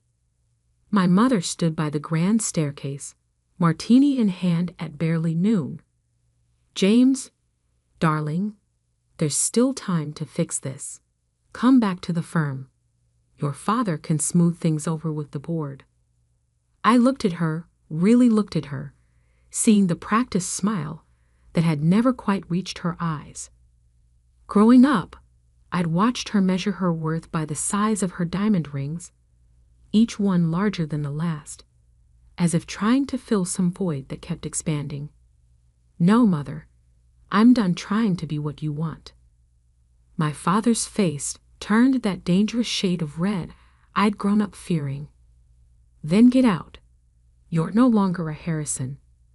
The trust fund, the connections, the legacy, you're throwing it all away for some foolish dream.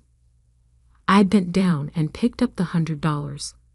The bills were crisp, new.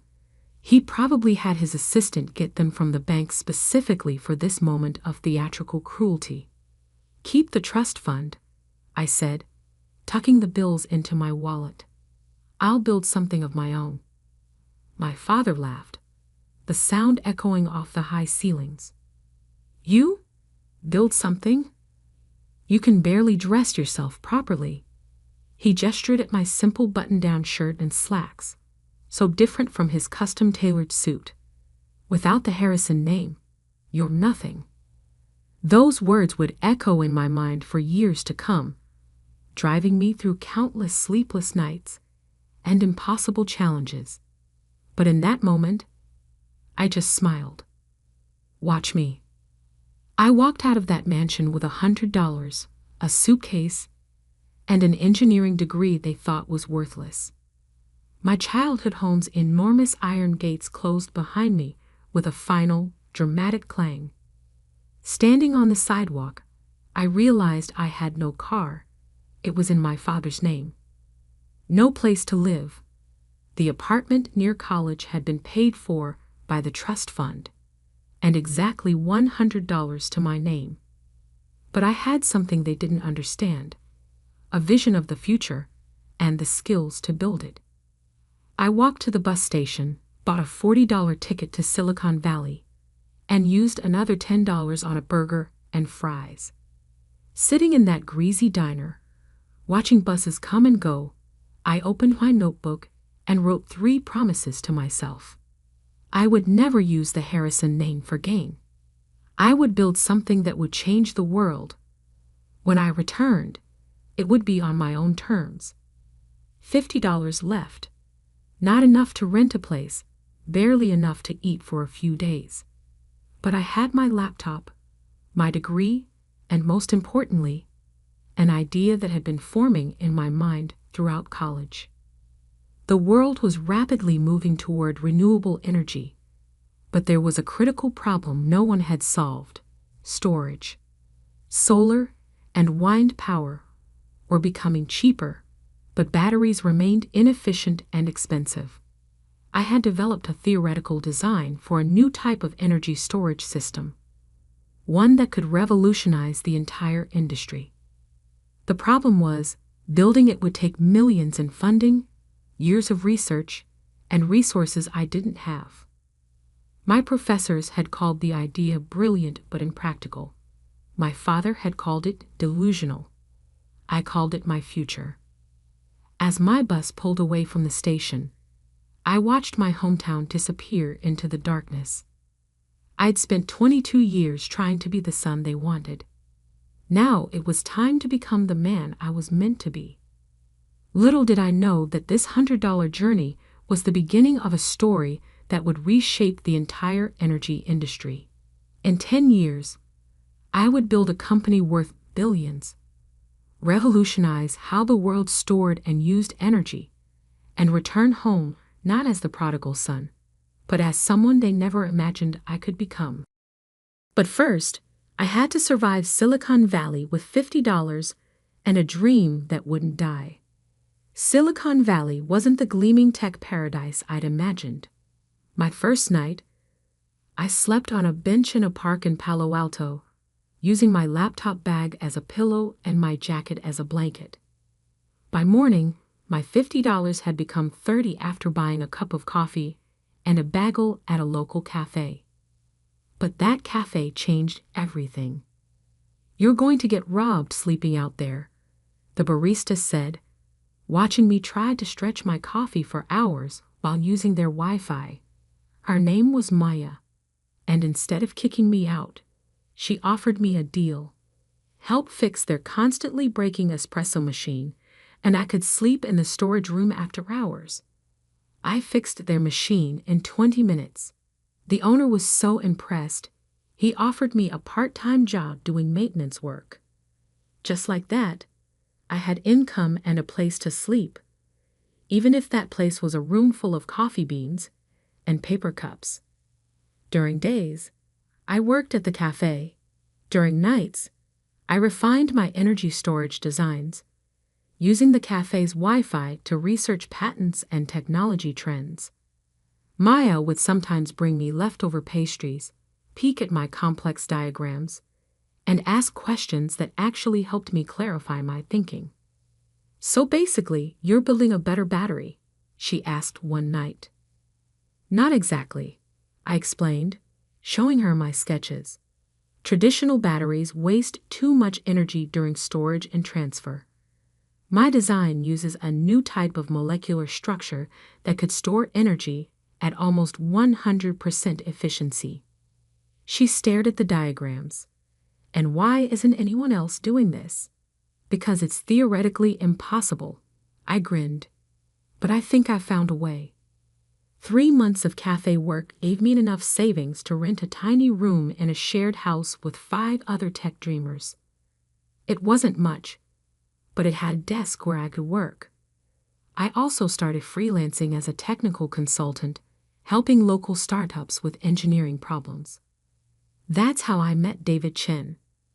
"Your solution for our power management issue saved us months of work," he said after I'd helped his startup fix a critical hardware problem. What else are you working on? I hesitated, then decided to take a chance. I showed him my energy storage designs. David was silent for a long time, staring at my detailed technical specifications. Finally, he looked up. This could change everything, but you'll need serious funding to build a prototype. I know.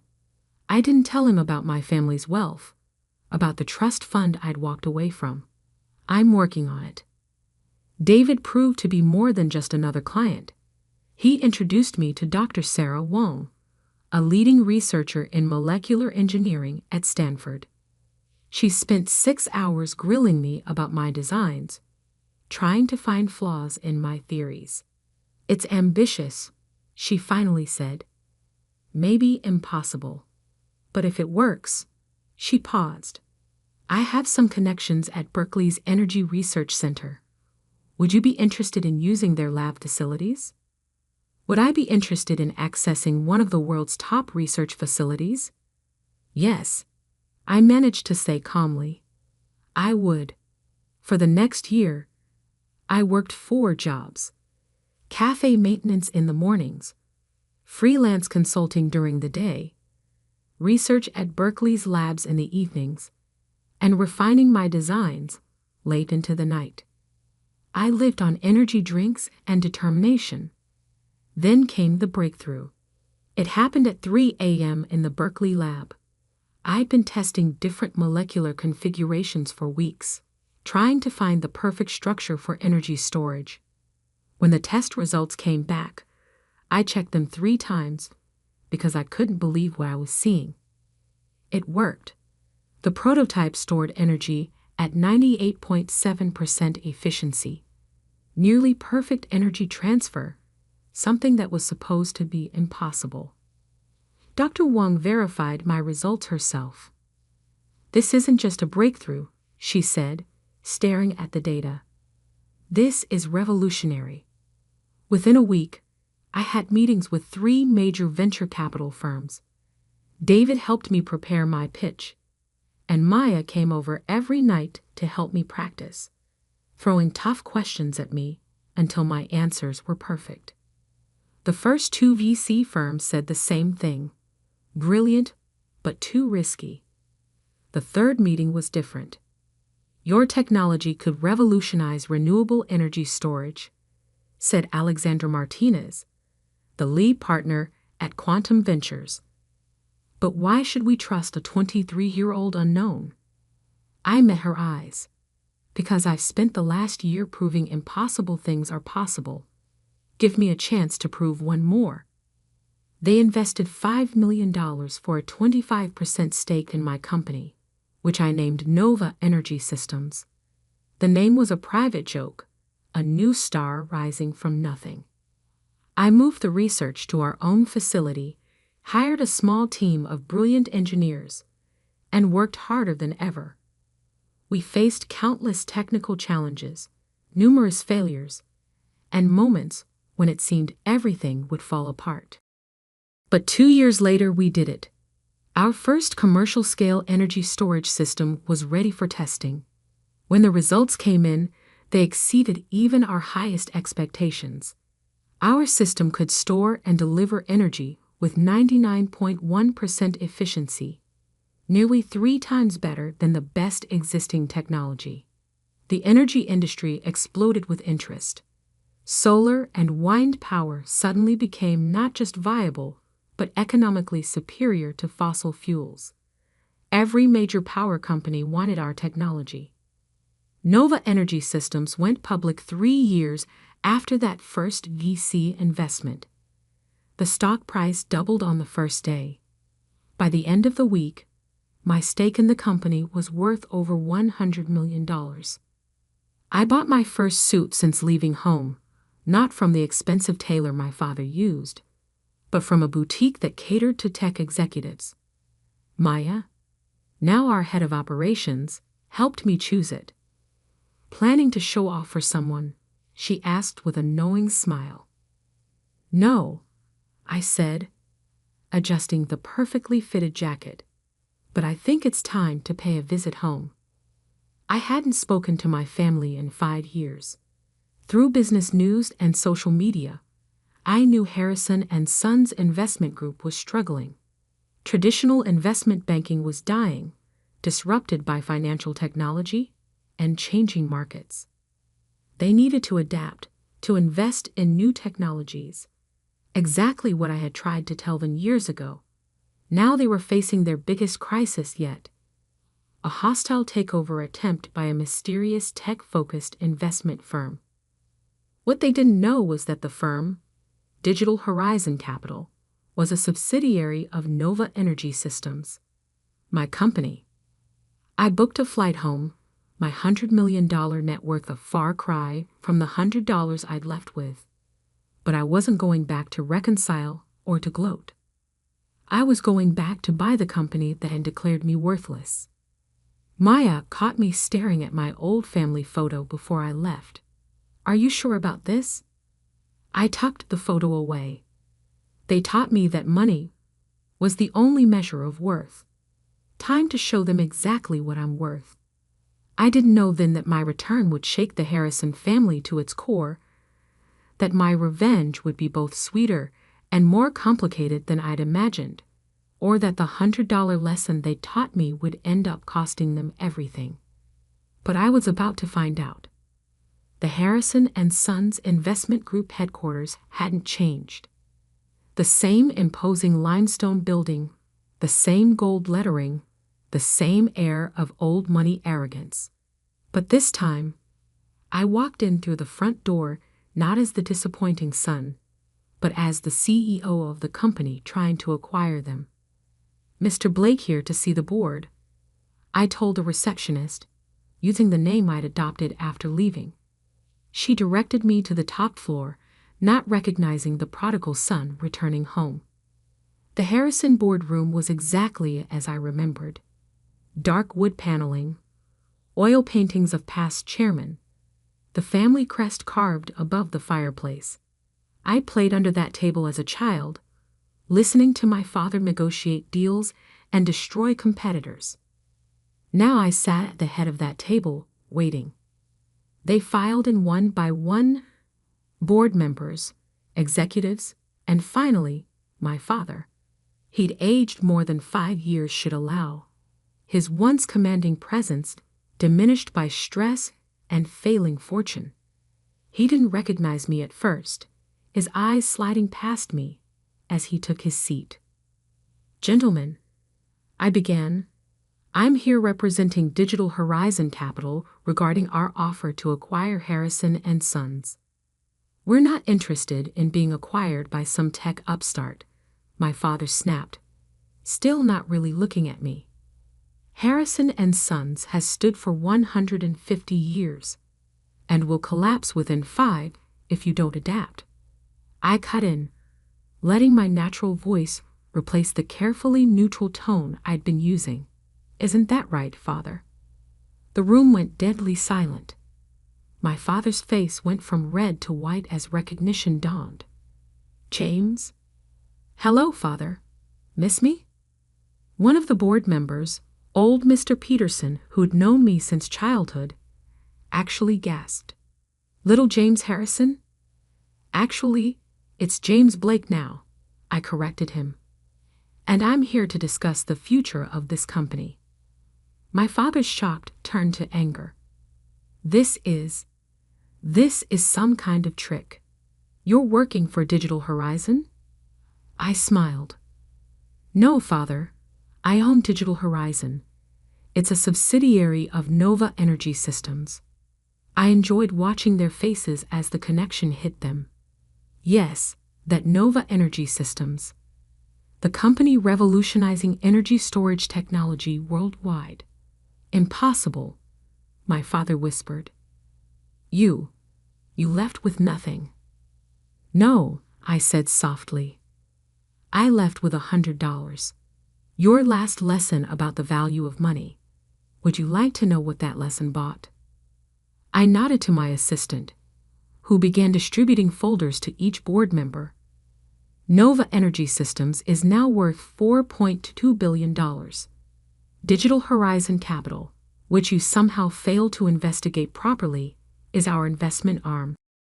Over the past year, we've been quietly buying Harrison & Sons stock through various shells and subsidiaries. I opened my home folder. As of this morning, we own 45% of your shares. We also own the majority of your corporate debt, which, thanks to your recent difficulties, is substantial. The blood drained from my father's face as he realized the full scope of what I'd accomplished. The son he'd thrown away had returned to take everything. The offer is simple, I continued. Harrison & Sons will be absorbed into Digital Horizon. The family name will be retired. The board will be dissolved. I paused, looking directly at my father. And you will step down, effective immediately. You can't do this, he sputtered. The family legacy. The family legacy is dying. I cut in sharply. Your investment strategies are outdated. Your technology is ancient. And your arrogance has blinded you to the changing world. I tried to tell you this 5 years ago, but you were too proud to listen. Mr. Peterson cleared his throat. James, surely we can discuss this. You're still a Harrison. No, I said firmly. You all made it very clear that I stopped being a Harrison the day I chose to build something new instead of clinging to something old. I'm not here for reconciliation. I'm here for business. I stood up, straightening my custom-made suit that cost more than that first $100 1,000 times over. You have 24 hours to accept the offer. If you refuse, Digital Horizon will call in all outstanding loans immediately. Harrison & Sons will not survive the week. My father found his voice again. You would destroy your own family's company? Everything we built? No, father. You destroyed it with your stubborn refusal to change. I'm offering you a chance to save what's left. The jobs, the clients, the legacy you claim to care about so much. Whether that legacy bears the Harrison name is no longer your choice. I walked to the door, then turned back one last time. Oh, and father? Remember when you said money was the only measure of a man's worth? I smiled coldly. By your own measure, what am I worth now? The next 24 hours passed in a blur of legal meetings and press inquiries. News of Nova Energy Systems' takeover bid had leaked, sending Harrison & Sons stock into chaos. My father tried to fight, of course, calling in old favors and trying to rally support. But I had anticipated everything. Every escape route was blocked. Every potential white knight was already aligned with us. Every financial lifeline was closed. The empire he'd spent his life protecting was now in my hands. They signed the papers the next day, in the same room where he'd once thrown $100 at my feet. As the lawyers finalized the details, my father approached me. He looked old, beaten, but there was something else in his eyes. Something that might have been respect, or perhaps just resignation. You planned this, he said quietly. All of it. No, father. You planned it the moment you decided my dreams weren't worth respecting. I just built something better than you could imagine. He nodded slowly. And now? Will you destroy everything out of revenge? I looked at him for a long moment. No, I'm going to rebuild it into something that actually matters. Harrison & Sons will become part of a company that's helping to solve the world's energy crisis, not just moving money from one account to another. The fact that it's no longer yours is just poetic justice. As I turned to leave, he called out one last time, James, that $100. I smiled. Best investment I ever made, father. It taught me exactly what I didn't want to become. The transition took 6 months. I restructured the company completely, modernizing its operations and redirecting its resources towards sustainable energy investments. Most of the employees kept their jobs. After all, this wasn't about punishing them for my father's sins. My father retired to our old family estate, his pride more wounded than his wallet. I'd ensured he kept enough money to live comfortably. My mother tried to reach out several times, always with hints about reconciliation, but I kept my distance. Some bridges, once burned, should stay ashes. A year later, I stood in my office at Nova Energy Systems headquarters, looking out over Silicon Valley. Maya brought in a small package that had arrived from my father. Inside was $100, the same bills he'd thrown at me 5 years ago. I'd left them on his desk after the takeover signing. With them was a note. You were worth more than I knew. I took the bills to the cafe where my journey had started. The same barista who'd once given me shelter was now a senior executive in my company, but the cafe still made the best coffee in Palo Alto. I left the $100 as a tip. Some might call it petty, using my success to take over my father's company. But I didn't do it for revenge.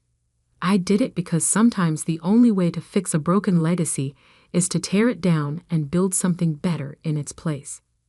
They say money can't buy happiness. But $100 taught me something more valuable. The true worth of a person isn't in their bank account or their family name. It's in what they choose to build with what they have. I built an empire, and I did it not because of the Harrison name, but in spite of it. The $100 I left with bought me something priceless: the freedom to become who I was meant to be. The millions I returned with, they just proved I was right all along. And that's worth more than any family fortune.